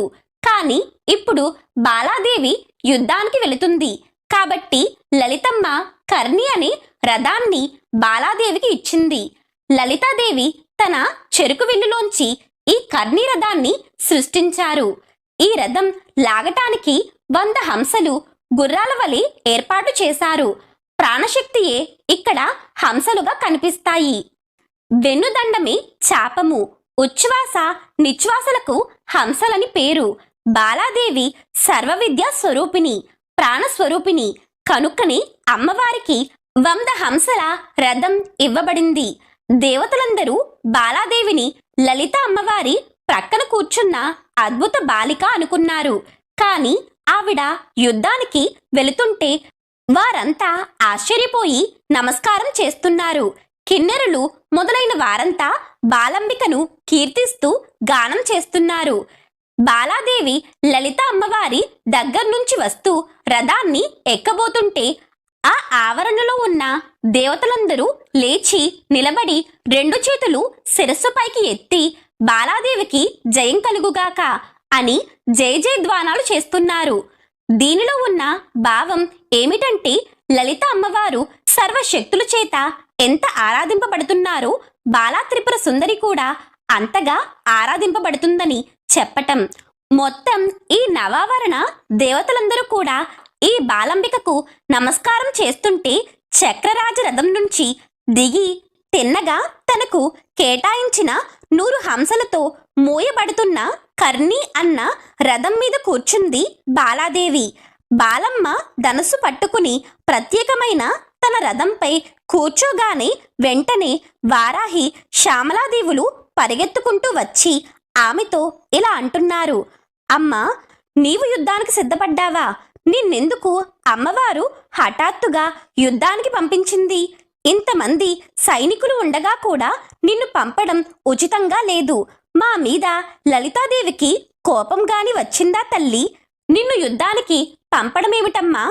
ఓ బాలాంబిక, నీవు లలితాదేవికి మూర్తిభవించిన ప్రాణానివి. అందుకనే 2 చేతులు ఎత్తి నీకు దండం పెడుతున్నాము. తల్లి యుద్ధానికి రాకమ్మా, రణోత్సాహాన్ని మానుకో తల్లి, నీకు నమస్కారం. ఈ విధంగా వారందరూ నిరోధించిన బాలాదేవి దృఢ నిశ్చయంతో కదిలి వెళ్ళింది. అలా ఆవిడ కదులుతుంటే శ్యామల, వారాహిదేవులు మిక్కిలి ఆశ్చర్యపోయారు. ఇక బాలాదేవి రక్షణ కోసమని బాలకు రెండు పక్కల ఇద్దరు సహాయంగా నిలిచారు. అనేక సైనికులతో కూడిన మంత్రిని దండనాథులు అనుసరిస్తూ ఉండగా బాలాదేవి అగ్ని ప్రాకార ద్వారం నుంచి బయటకు వచ్చింది. శక్తిసేన నాయకులందరూ నమస్కారాలు చేస్తూ ఉండగా వాళ్ళని అనుగ్రహిస్తూ బాలాదేవి యుద్ధభూమిలోకి ప్రవేశించింది. బాలాంబికకు ప్రత్యేకమైన సైన్యమంటూ ఏదీ లేదు. అంతా లలితాదేవి సైన్యమే. ఇక శక్తి సైన్యానికి వీరికి ఎదురుగా 30 మంది బండపుత్రులు, వారి వెనకాల కొన్ని వందల అక్షోహిణి సేనలతో రాక్షస సేనలు వస్తున్నారు. అప్పుడు వారిని ఎదుర్కొనటానికి సిద్ధపడింది బాలా త్రిపుర సుందరీదేవి. బాలాంబికను చూసి బండపుత్రులు ఆశ్చర్యపోయారు, అవమానపడ్డారు. అయ్యో, స్త్రీని ఎదుర్కోవటమే వీరత్వానికి సిగ్గుచేటు అనుకుంటే ఇప్పుడు ఈ పిల్ల వచ్చిందే అనుకున్నారు. వెంటనే బాలాదేవి ఆ దుష్టులైన బండపుత్రులపై ధనుస్సును ఎక్కుపెట్టి బాణవర్షం కురిపించింది. బాలాదేవి ఎక్కుపెట్టింది ఒక్క బాణమే కాని ఆ బాణంలో నుంచి వేల కొలది బాణాలు వస్తున్నాయి. యుద్ధం అత్యుత్తమంగా సాగింది. లలితాదేవి యొక్క పుత్రిక అయిన బాలాదేవి బండాసురుడి కుమారులతో చేసిన సమరం దేవదానవులకు మనోహరంగా గోచరించింది. కర్ణిరథాన్ని అధిష్ఠించి బాణవర్షాన్ని ప్రయోగిస్తున్న 9 ఏళ్ల వయసు గల బాలను చూసి బండకుమారులు అత్యంత ఆశ్చర్యచకితులయ్యారు. బాల చేస్తున్న యుద్ధ విధానాన్ని ప్రతిక్షణం అక్కడ తిరుగాడుతున్న పరిచారికలు మహారాజ్ఞి లలితాంబకు తెలియజేశారు. క్షణక్షణానికి బాలాదేవి యుద్ధ ప్రతాపాన్ని చూస్తుంటే ఇంత చిన్నపిల్ల ఇంత ప్రతాపాన్ని చూపిస్తుందా అని శక్తిసేనలు ఆశ్చర్యపడి నిశ్చేష్టులైపోయారు. మంత్రిని దండిని దేవతలు బాలాదేవికి సహాయం చేద్దామని బాణాలు ఎక్కుపెట్టి సిద్ధంగా ఉన్నారు. అయితే ఎంతో శౌర్య పరాక్రమాలతో వీరత్వాన్ని ప్రదర్శిస్తూ యుద్ధం చేస్తున్న బాలాంబిక ప్రతాపాన్ని చూసి మంత్రిని దండిని దేవతలు పట్టుకున్న ధనుస్సులను పక్కన పెట్టి యుద్ధం మానేసి మా సాయం బాలాదేవికి అక్కర్లేదని బాలమ్మకు నమస్కారం చేస్తూ యుద్ధం చేస్తున్న కోమలాంగి బాలా త్రిపుర సుందరీదేవిని చూస్తూ కూర్చున్నారు. బాలాదేవి వస్తే అంతా తానే చూసుకోగలదని ఇక్కడి భావం. ఆ తల్లి ఎలా భాషిస్తుందంటే 30 మంది బండపుత్రులకి ఒక్క బాలాదేవి బింబమాలి వలె 30 రూపాలతో కనిపించింది. బింబమాలి అంటే సూర్యుడు. ఒక్క సూర్యుడు అనేక మందికి అనేకంలా కనిపించినట్లుగా ఒక్క బాలాంబిక అనేక మందికి అనేక విధాలుగా గోచరించింది. ఆ తల్లి ఆశ్చర్యకరంగా అగ్నిజ్వాలలు వెదజల్లుతున్న బాణాల్ని ప్రయోగించి ఆ దైత్యుల మర్మస్థానాలను కొట్టింది. ఆకాశంలో దేవతలు ఇదంతా చూస్తూ ఆశ్చర్యపడుతూ ఉంటే మంత్రిని దండనాథులు బహువిధాలుగా బాహుబాహు అంటూ ప్రోత్సహిస్తున్నారు. ఆవిడ వేస్తున్న ఒక్కొక్క అస్త్రాన్ని చూస్తూ ప్రశంసా వాక్యాలు చెప్తున్నారు. అలా వారందరి చేత పూజింపబడుతూ అవలీలగా ఏ అస్త్రం వ్యర్థం కాకుండా అసురసేనలను గడగడలాడిస్తున్నది బాలాదేవి. అలా రాక్షసులు వేస్తున్న ప్రతి అస్త్రానికి ప్రత్యస్త్రం వేస్తూ ఆ దైత్యులనందరినీ చెండాడుతూ తన బలమంతా ప్రదర్శించింది. క్రమంగా కోపంతో నారాయణస్త్రాన్ని ప్రయోగించి బండపుత్రులు తోడు తెచ్చుకున్న 200 అక్షోహిణుల సైన్యాన్ని ఒకేసారి క్షణకాలంలో భస్మం చేసి పారేసింది. అంతటి సైన్యం నశించిపోవటంతో కోపంతో మండిపడుతూ బండపుత్రులు అందరూ పెద్ద పెద్ద ధనువులు ఎక్కుపెట్టి ఒక్కసారిగా బాలాదేవిపై శరవర్షం కురిపించారు. అది చూసి ఆకాశంలోని దేవతల్లోనూ యుద్ధం చేస్తున్న శక్తుల్లోనూ కలవరం కలిగింది. బాలాంబిక తన హస్తరాఘవంతో తన ధనస్సును ఎక్కుపెట్టి వింటినారి సాగదీసి అర్ధచంద్రాకారంలో ఉన్న బాణం పెట్టి లాఘవంగా విడిచిపెట్టింది. ఆ ఒక్క బాణమే 30 బాణాలుగా మారి తిన్నగా వెళ్లి ఆ బండాసురుని 30 మంది పుత్రుల యొక్క తలలను ఖండించగా వారు మరణించారు.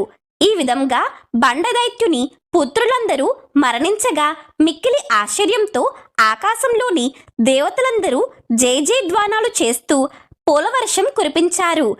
మంత్రిని దండిని దేవతలు యుద్ధం చేస్తే కలిగిన ఆశ్చర్యం కంటే ఇంత నవకోమలాంగి అయిన బాలిక ఇంత గొప్ప యుద్ధం చేయటం చాలా విస్మయాన్ని కలిగించిందన్నారు.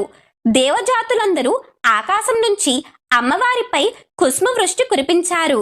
వారాహి శ్యామలాదేవులు వారి రథాల నుంచి దిగి ఆనందం తట్టుకోలేక బాలాంబికను గట్టిగా ఆలింగనం చేసుకున్నారు. శక్తిసేనలన్నీ కూడా బాలా మహా త్రిపుర సుందరికి జై అని జయ జయధ్వానాలు చేస్తూ నృత్యాలు చేస్తున్నారు. ఈ విధంగా ఆ తల్లి అద్భుతమైన పరాక్రమాన్ని చూపించగానే ఆమెను దగ్గరుండి వారాహి శ్యామలాదేవులు చెయ్యి పట్టుకుని తిన్నగా శ్రీచక్రం దగ్గరకు తీసుకువచ్చి మొత్తం 9 పర్వాలు ఎక్కించి సింహాసనం మీద సుహాసిని అయిన లలితాదేవిని దర్శించి నమస్కరించి ఆశ్చర్యం ప్రకటిస్తూ బాలాదేవి చేసిన పరాక్రమాన్ని వర్ణించి బాలంబికను అమ్మవారికి అప్పగించి తిరిగి వెళ్ళిపోయారు. వారంతా నివేదించిన విషయాలన్నీ విని కుమార్తె భుజబల పరాక్రమాన్ని తెలుసుకుని మిక్కిలి సంతోషించింది లలితాదేవి. తన దగ్గరలో ధనస్సు పట్టుకుని నిల్చున్న ఆ బాలంబికను చూసి లలితా మహా త్రిపుర సుందరీదేవి ఆ బాలాదేవిని దగ్గరకు తీసుకుని ఒళ్ళో కూర్చోబెట్టుకుని చేతితో తన కుమార్తె శరీరాన్ని నిమురుతూ లలితమ్మ బాలాదేవి తలని ముద్దు పెట్టుకుని తన కుమార్తె శౌర్యానికి ఎంతో ఆనందపడింది. లలితంబ బండపుత్రులతో బాలాదేవి యుద్ధానికి బయలుదేరినప్పుడు ముచ్చటపడింది. యుద్ధం చేస్తున్నప్పుడు మురిసిపోయింది. జయించినప్పుడు ఆనందపడింది. అందుకే బండపుత్ర వధోద్యుక్త బాల విక్రమనందిత అని ఈ యొక్క లలితానామంతో కథంతా చెప్పబడింది. రెండవ రోజు యుద్ధం ముగిసింది. తన కొడుకులు మరణించారని తెలిసి బండాసురుడు, ఓ కొడుకుల్లారా, ఉత్తమ గుణ సంపన్నుల్లారా, నా కళ్ళకు అమృతంలో ఉంటూ నా కులాన్ని వృద్ధి చేసే వారు మీరు. దేవతలందరినీ కూడా అల్లాడించేవారు.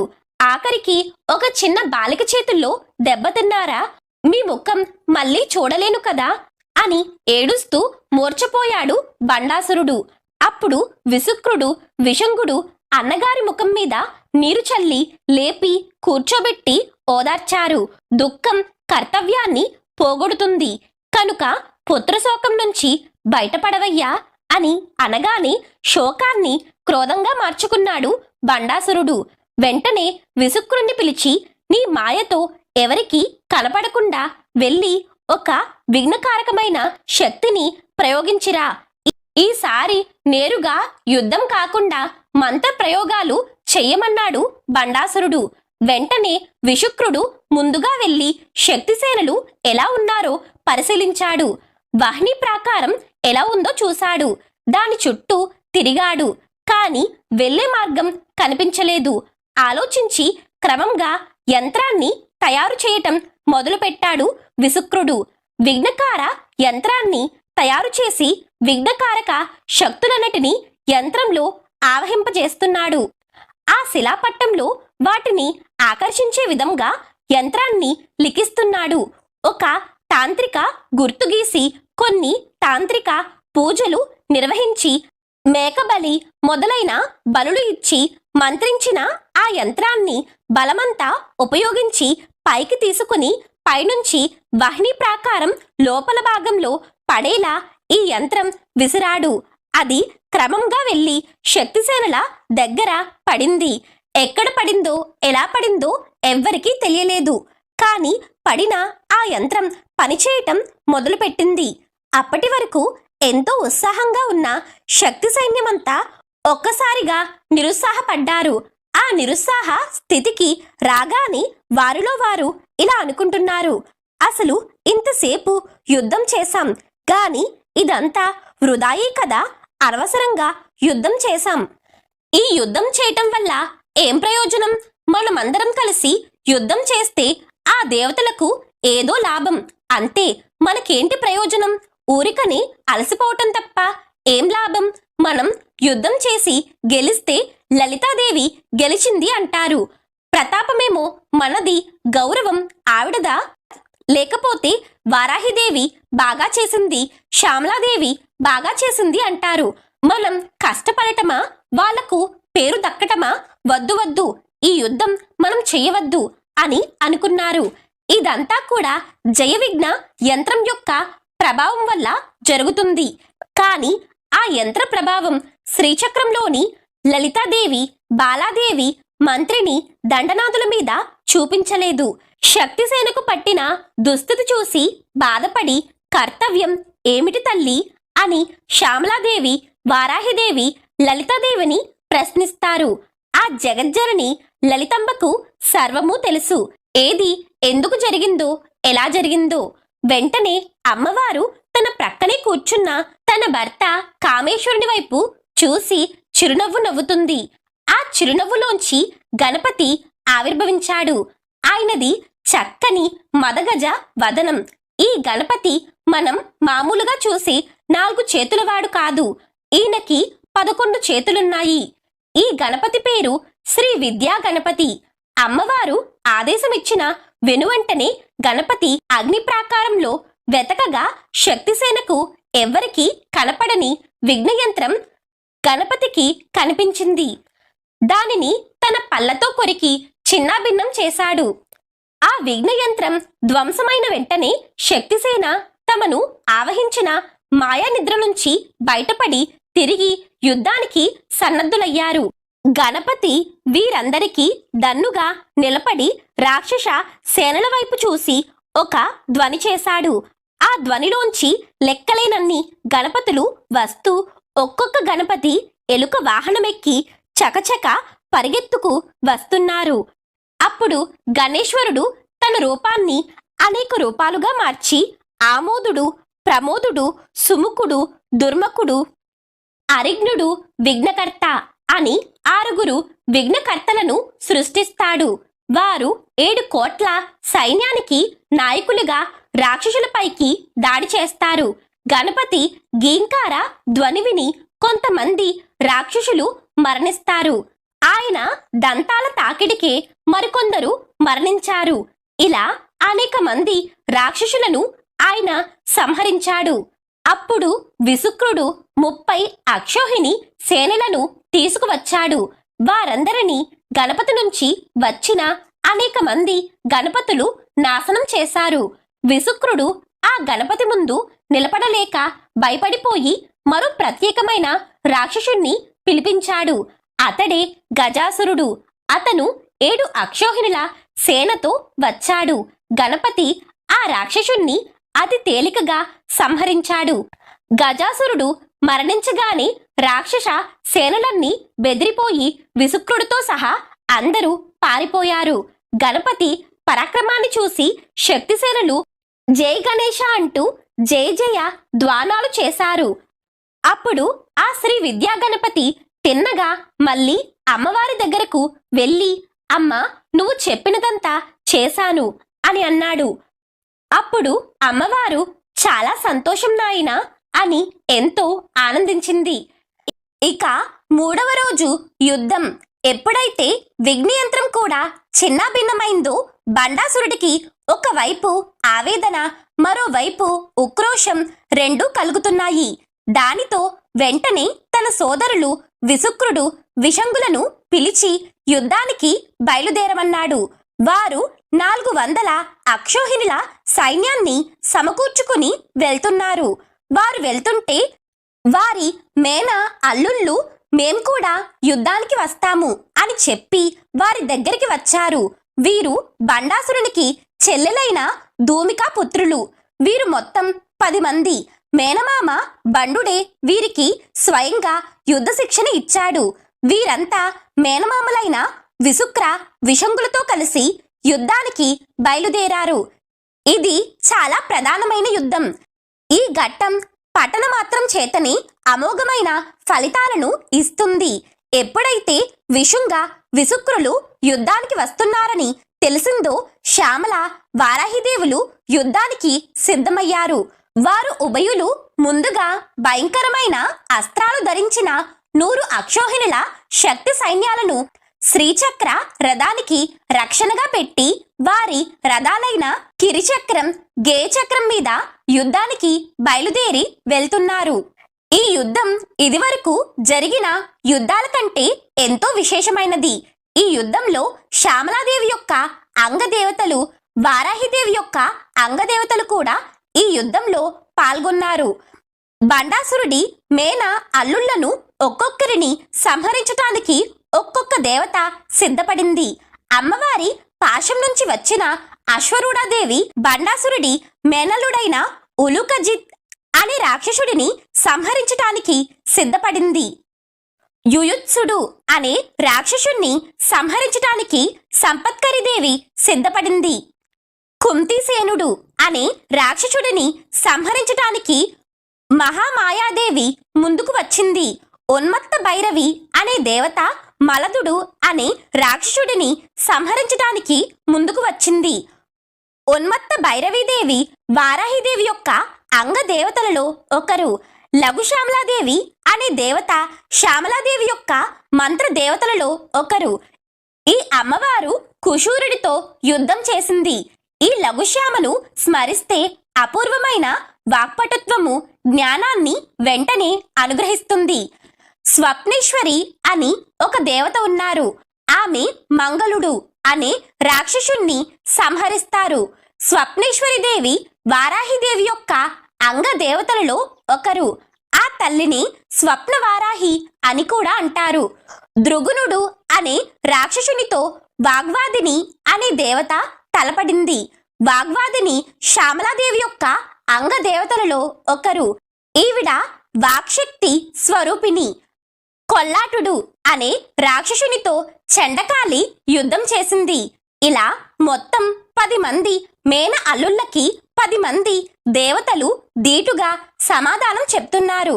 ఇక విశుక్రుణ్ణి ఎదుర్కొనటానికై శ్యామలాదేవి, విశంగుణ్ణి ఎదుర్కొనటానికై దండనాథదేవి సిద్ధపడ్డారు. ఎప్పుడైతే ఈ విధంగా ఇంతమంది శక్తులు శ్యామలాదేవి, వారాహిదేవి విజృంభించారో వెంటనే రాక్షసుల అక్షోహిణుల సేనలన్నీ క్రమక్రమంగా తరిగిపోవటం మొదలుపెట్టాయి. ఇది చూసి ఇక తట్టుకోలేక విశుక్రుడు తృషాస్త్రం అనే ఒక అస్త్రాన్ని వేశాడు. తృష అనగా దాహం. దీని నుంచే తృష్ణ అనే పదం వచ్చింది. అది వేసిన వెంటనే శక్తిసేనల మీద ఈ అస్త్రం పనిచేయటం మొదలుపెట్టి అందరికీ శరీరాలు ఎండిపోవటం మొదలుపెట్టాయి. ఆ వేడికి దాహం పుడుతుంది. నాలిక పిడచకట్టుకుపోయి నోటమాటలు రావటం లేదు. శరీరమంతా ఎండిపోవటం వల్ల కదలటానికి శక్తి లేక దాహం, నీరసం అందరిలో నిండిపోయాయి. శక్తి సైన్యమంతటికి దవడలు, నోరు ఎండిపోయి ఇంద్రియాలన్నీ అల్లకల్లోలమైపోతున్నాయి. ఇదే అదనుగా రాక్షస సేనలు అన్నీ విజృంభిస్తున్నాయి. ఆ సమయంలో ఏం చెయ్యాలా అని దండిని శ్యామలాదేవులు ఆలోచిస్తుండగా శ్యామలాదేవి వారాహిదేవితో ఇలా అంటుంది.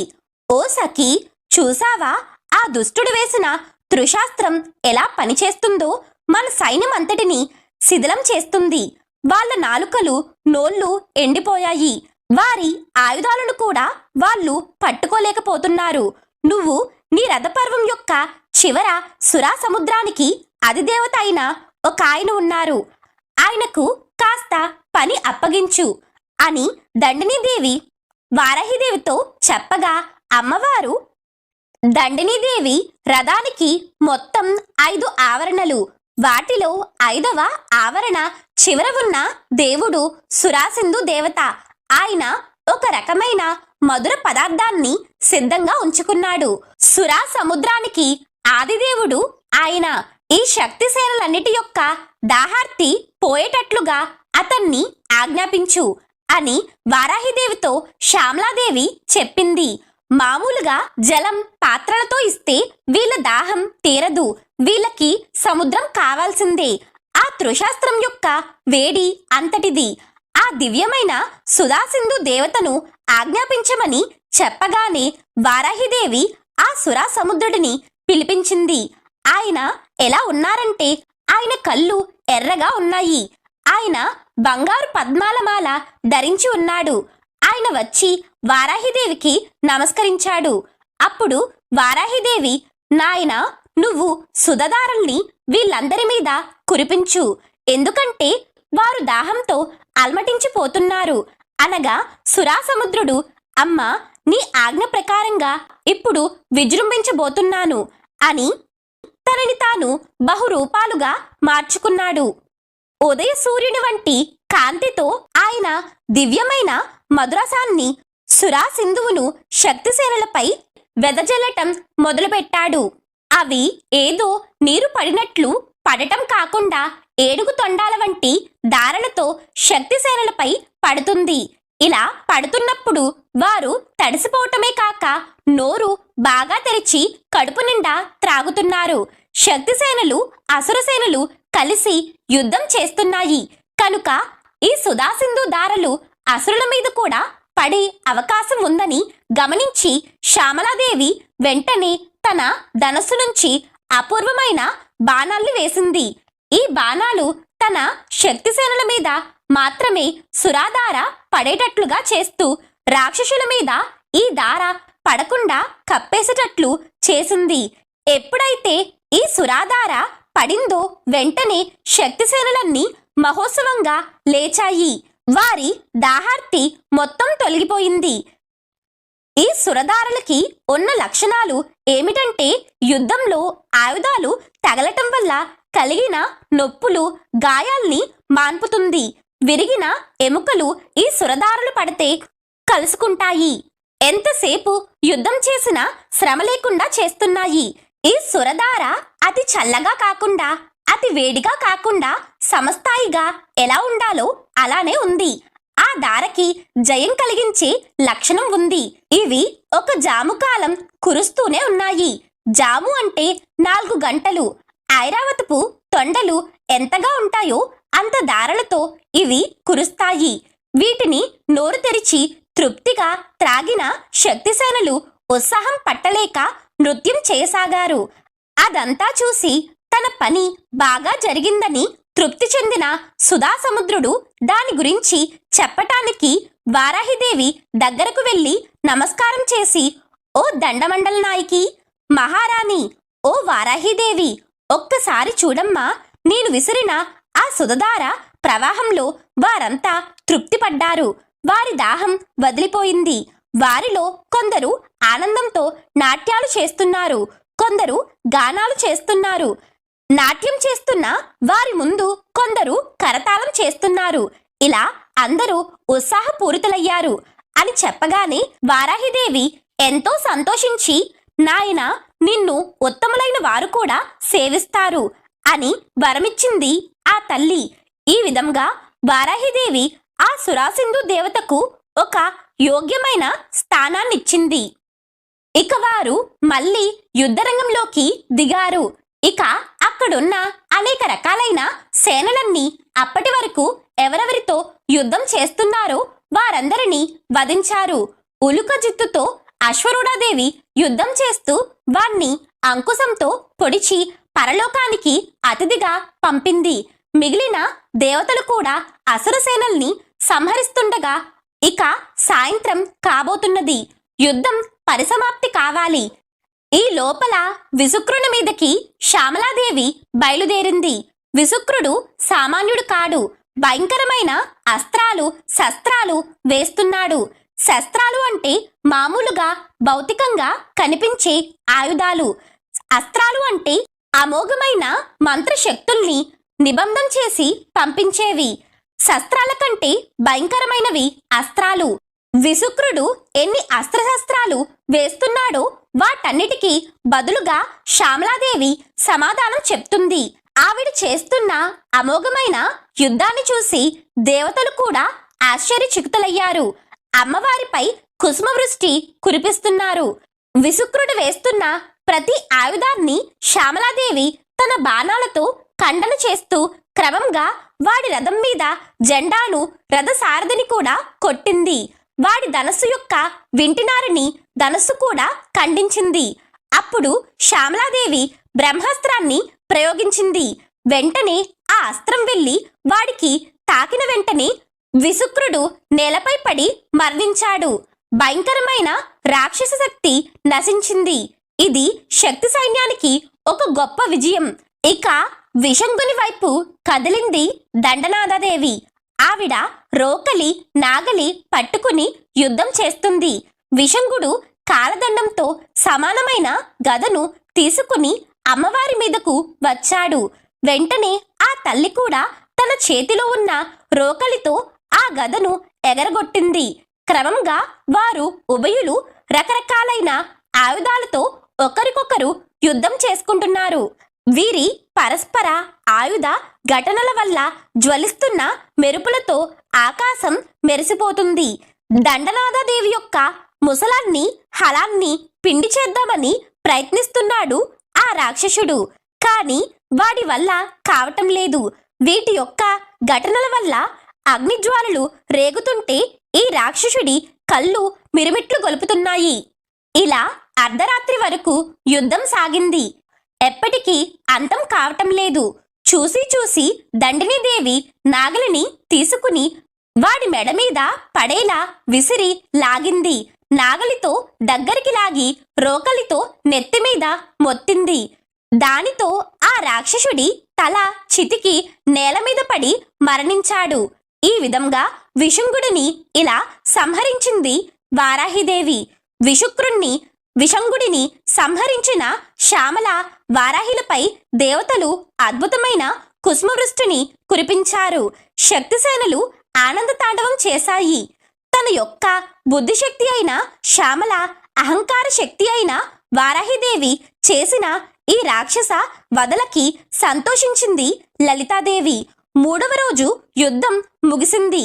4వ రోజు తన వారందరూ మరణించారని ఆవేశంతో క్రోధంతో బండాసురుడు కుటిలాక్షకుడిని పిలిపించాడు. మొత్తం మన సేనలలో ఎవరెవరు మిగిలారో వారందరినీ తీసుకుని వెళదాం పద అని చెప్పి ఇక ఎవ్వరిని మిగల్చకుండా అందరితోనూ బయలుదేరాడు. కొడుకులు పోయిన దుఃఖం, తమ్ముళ్ళు పోయిన దుఃఖం ఈ మొత్తం నేనిప్పుడు తీర్చుకోవాలి. అది ఆ శక్తిసేనల రక్తంతోనే తీర్చుకోవాలి. సైన్యం అంతటినీ కూడా సిద్ధం చెయ్యి అని వజ్రం వంటి పలుకులు పలికి మొత్తంగా 4 ద్వారాల దగ్గర కాపలా కాస్తున్న తాళజంగుడు, తాళగ్రీవుడు, తాళభుజుడు మొదలైన వారందరినీ కూడా వాళ్ళ దగ్గర ఉన్న సేనలతో సహా కదిలించాడు. ఇలా వాళ్ళ సేనలను ప్రత్యేకించి మరో 35 మంది సేనలను కుటిలాక్షకుడిని సేనాధిపతిగా పెట్టి వాళ్ళని కదిలించాడు. మరొక వైపు భయంకరమైన సేనలు బండుడి దగ్గర ఉన్నాయి. వీళ్ళు కాక మొత్తంగా ఉన్న సైన్యాన్నంతటినీ కూడా సమకూర్చుకున్నాడు. వారంతా కలిసి 2185 అక్షోహిణుల సైన్యం ఉన్నారు. వీరందరినీ సజ్జీకృతం చేశాడు. శూన్యక నగరంలో ఆడవాళ్లు మినహాయించి అందరూ బయలుదేరారు. ఈ బండుడి రథం పేరు అబీలము. అబీలమంటే భయంకరం అని అర్థం. ఈ అబీలమనే రథం పరిపూర్ణమైన భయంకరమైన లక్షణం కలిగిన రథం. దానికి 1000 సింహాలు సారథులుగా ఉన్నాయి. బండాసురుడి దగ్గర తపస్సు చేసి సాధించుకున్న ఒక ప్రత్యేకమైన ఖడ్గం ఉంది. ఈ ఖడ్గం పేరు యాతన. అది ఒక అర్ధచంద్రాకారంలా ఉంటుంది. ప్రకాశమానంగా ఉన్న ఆ ఖడ్గాన్ని అటు ఇటు తిప్పుతూ వస్తున్నాడు బండుడు. అప్పుడు రాక్షస సేనలన్నీ రకరకాల దుందుబినాదాలు, జయబేరులు మ్రోగిస్తూ వస్తూ ఉండగా మొత్తం సముద్రాలన్నీ అల్లకల్లోలమైపోతున్నాయి. ఇలా వీరందరూ బయలుదేరి వస్తూ ఉండగా ఇటు అమ్మవారి రథం కూడా కదిలింది. లలిత మహా త్రిపుర సుందరి పరాభట్టారిక బండాసురుడితో తానే స్వయంగా యుద్ధం చేయటానికి వెడుతుంది. అమ్మవారి రథానికి 4 వేదాలే చక్రాలుగా ఉన్నాయి. ధర్మ, అర్ధ, కామ, మోక్షాలే ఆ రథానికి గుర్రాలు. ప్రధానంగా ఒక జెండా అమ్మవారి రథంపై చక్కగా రెపరెపలాడుతూ కనిపిస్తుంది. దాని పేరు ఆనందధ్వజం. అమ్మవారి రథం కదలగానే ముందు గేచక్రం, తరువాత కిరిచక్రం కూడా అమ్మను అనుసరిస్తూ బయలుదేరుతున్నాయి. మిగిలిన శక్తులు కూడా వారి వాహనాలతో, ఆయుధాలతో బయలుదేరి వెళ్తున్నారు. వీరంతా వహ్ని ప్రాకారం దాటి బయటకు రావాలి. ఆ ప్రాకారంలో వీరు వేసుకున్న యోజన మాత్రం ద్వారం వీరందరూ బయటకు రావటానికి చాలలేదు. అప్పుడు అమ్మవారు ఒక్కసారిగా జ్వాలామాలికాదేవిని చూశారు. ఆ ప్రాకారం అంతటికీ కూడా ఆవిడ అధిపతి కనుక ఆవిడ అమ్మవారి ఉద్దేశాన్ని తెలుసుకుని ఆ ద్వారాన్ని వెంటనే విస్తారం చేసింది. అలా విస్తారం చెయ్యగానే వారంతా హాయిగా బయటకు వచ్చారు. అలా అమ్మవారు కదులుతున్నందుకు దేవతలు వారి లోకాల నుంచి దుందుబులు మ్రోగిస్తూ కుసుమవృష్టి కురిపించారు. అప్పుడు బండాసురుడికి ఎదురుగా లలితాదేవి తన ఇక్షుకోదండాన్ని సంధించి నిలబడి గోచరిస్తున్నది. ఇక యుద్ధం ప్రారంభమైంది. ఆ రాక్షసుడు వేస్తున్న బాణాలు, అస్త్రాలు, వాటికి అమ్మవారు వేస్తున్న సమాధానాలతో దిక్కులన్నీ అస్త్ర ప్రత్యస్త్రాలతో నిండిపోయాయి. చిత్రంగా అమ్మవారు తన ధనస్సు మీద పెట్టేటప్పుడు ఒక్క బాణమే కనిపిస్తుంది. కానీ ధనస్సు నుంచి బయలుదేరగానే 10 బాణాలు అవుతున్నాయి. రాక్షస సేనల దేహాలకి తగిలేటప్పటికల్లా 1,000,000 సంఖ్య అవుతున్నాయి. ఒక్క బాణాన్ని అమ్మవారు అన్ని బాణాలుగా చేస్తున్నారు. బండాసురుడు ఉక్రోషం తట్టుకోలేక అమ్మవారిపైన ప్రత్యేకమైన అస్త్రాలు వేస్తున్నాడు. బండాసురుడు ఒక అస్త్రం వేస్తే అమ్మవారు ఒక ప్రత్యస్త్రం వేస్తున్నారు. దానివల్ల బండాసురుడి అస్త్రం నశిస్తుంది. మనల్ని లోకంలో రకరకాలుగా బాధించేవి ఏవి ఉంటాయో అవే బండాసురుడు ప్రయోగించే అస్త్రాలు. వాటిని పోగొట్టటానికి సర్వమంత్ర స్వరూపిణి అయిన అమ్మవారి నుంచి వచ్చే వివిధ మంత్రాలే ఈ ప్రత్యస్త్రములు. బండాసురుడు అంద తామిశ్రికం అనే అస్త్రాన్ని ప్రయోగించాడు. ఇది చీకటి బాణం. వెంటనే అమ్మవారు మహాతారిణి అనే బాణం వేశారు. తారిణి అనగా సూర్య భగవానుడు. మహాతారిణి అంటే సూర్యమంత్రం ఇక్కడ చెప్పబడుతున్నది. శ్రీ విద్యలోని సూర్యమంత్రం ఒక భాగం. ఆదిత్య ఉపాసన అని ఇక్కడ చెప్తున్నారు. తరువాత ఆ బండాసురుడు అందాస్త్రం అని దాన్ని వేశాడు. ఆ అందాస్త్రానికి అమ్మ వేసిన ప్రత్యస్త్రం చక్షుస్మతి. ఇక శక్తినాశము అని ఒక అస్త్రాన్ని వేశాడు బండాసురుడు. దానికి సమాధానంగా అమ్మవారు వైదికమైన విశ్వావసు అనే మంత్రస్త్రాన్ని ప్రయోగించారు.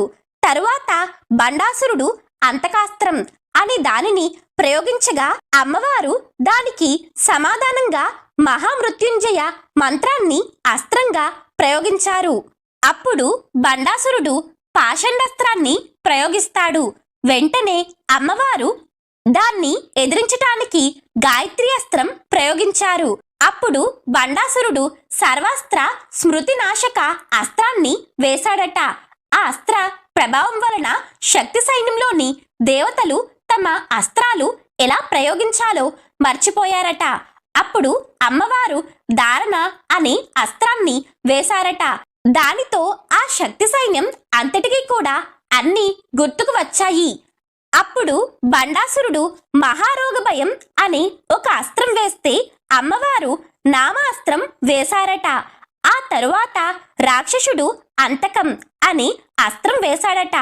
అంటే అందరినీ అంతం చేసే అస్త్రం. అప్పుడు అమ్మవారు మహామృత్యుంజయ అస్త్రం వేశారట. ఈ విధంగా ఇరువురు అనేక రకాల అస్త్ర ప్రత్యస్త్రములను ప్రయోగిస్తూ భీకరమైన పోరాటం చేస్తున్నారు. అటు తర్వాత బండాసురుడు భయాస్త్రం ప్రయోగిస్తాడు. ఈ అస్త్రానికి ప్రత్యస్త్రంగా అమ్మవారు ఐందాస్త్రం ప్రయోగిస్తారు. ఆయుర్నాశనం అనే అస్త్రాన్ని బండాసురుడు వేస్తే వెంటనే అమ్మవారు కాల సంకర్షణమని అస్త్రాన్ని ప్రయోగించారు. తరువాత రాక్షసుడు అంతకం అని అస్త్రం వేశాడట. అంటే అందరినీ అంతం చేసే అస్త్రం. అప్పుడు అమ్మవారు మహామృత్యుంజయ అస్త్రం వేశారట. ఈ విధంగా ఇరువురు అనేక రకాలైన అస్త్ర ప్రత్యస్త్రములు ప్రయోగిస్తూ భీకరమైన పోరాటం చేస్తున్నారు. పిదప బండాసురుడు సోమకుడిని మరికొంతమంది రాక్షసులను పుట్టిస్తాడు. అప్పుడు లలితాదేవి తన 2 చేతుల యొక్క ఒక్కొక్క వేలు నుంచి ఒక్కొక్క అవతారం ఆవిర్భవించి ఆ రాక్షసులను వధిస్తారు. అప్పటికి సూర్యాస్తమయ సమయం అవ్వబోతున్నది. ఇంకా లలితాదేవి ఏమాత్రము ఉపేక్షించ దలుచుకోలేదు. అమ్మవారు పాశుపతాస్త్రం తీసి రాక్షస సైన్యాన్నంతటిని నాశనం చేస్తారు. తరువాత నారాయణాస్త్రమును ప్రయోగించి 24 సేనా నాయకులను సంహరిస్తుంది. ఇంకా చివరకు మిగిలింది బండాసురుడు మాత్రమే. లలితాదేవి మహాకామేశ్వరాస్త్రం ప్రయోగించి బండాసురుడిని సర్వనాశనం చేస్తుంది. ఫలితంగా శూన్యక పట్టణం దహించుకుపోయి బూడిద కుప్పగా మారిపోతుంది. దేవతలు ఆనందంతో దుందుబులు మ్రోగించి పూలవర్షం కురిపించి కర్పూరం వెలిగించి జయజయధ్వానాలు చేస్తారు.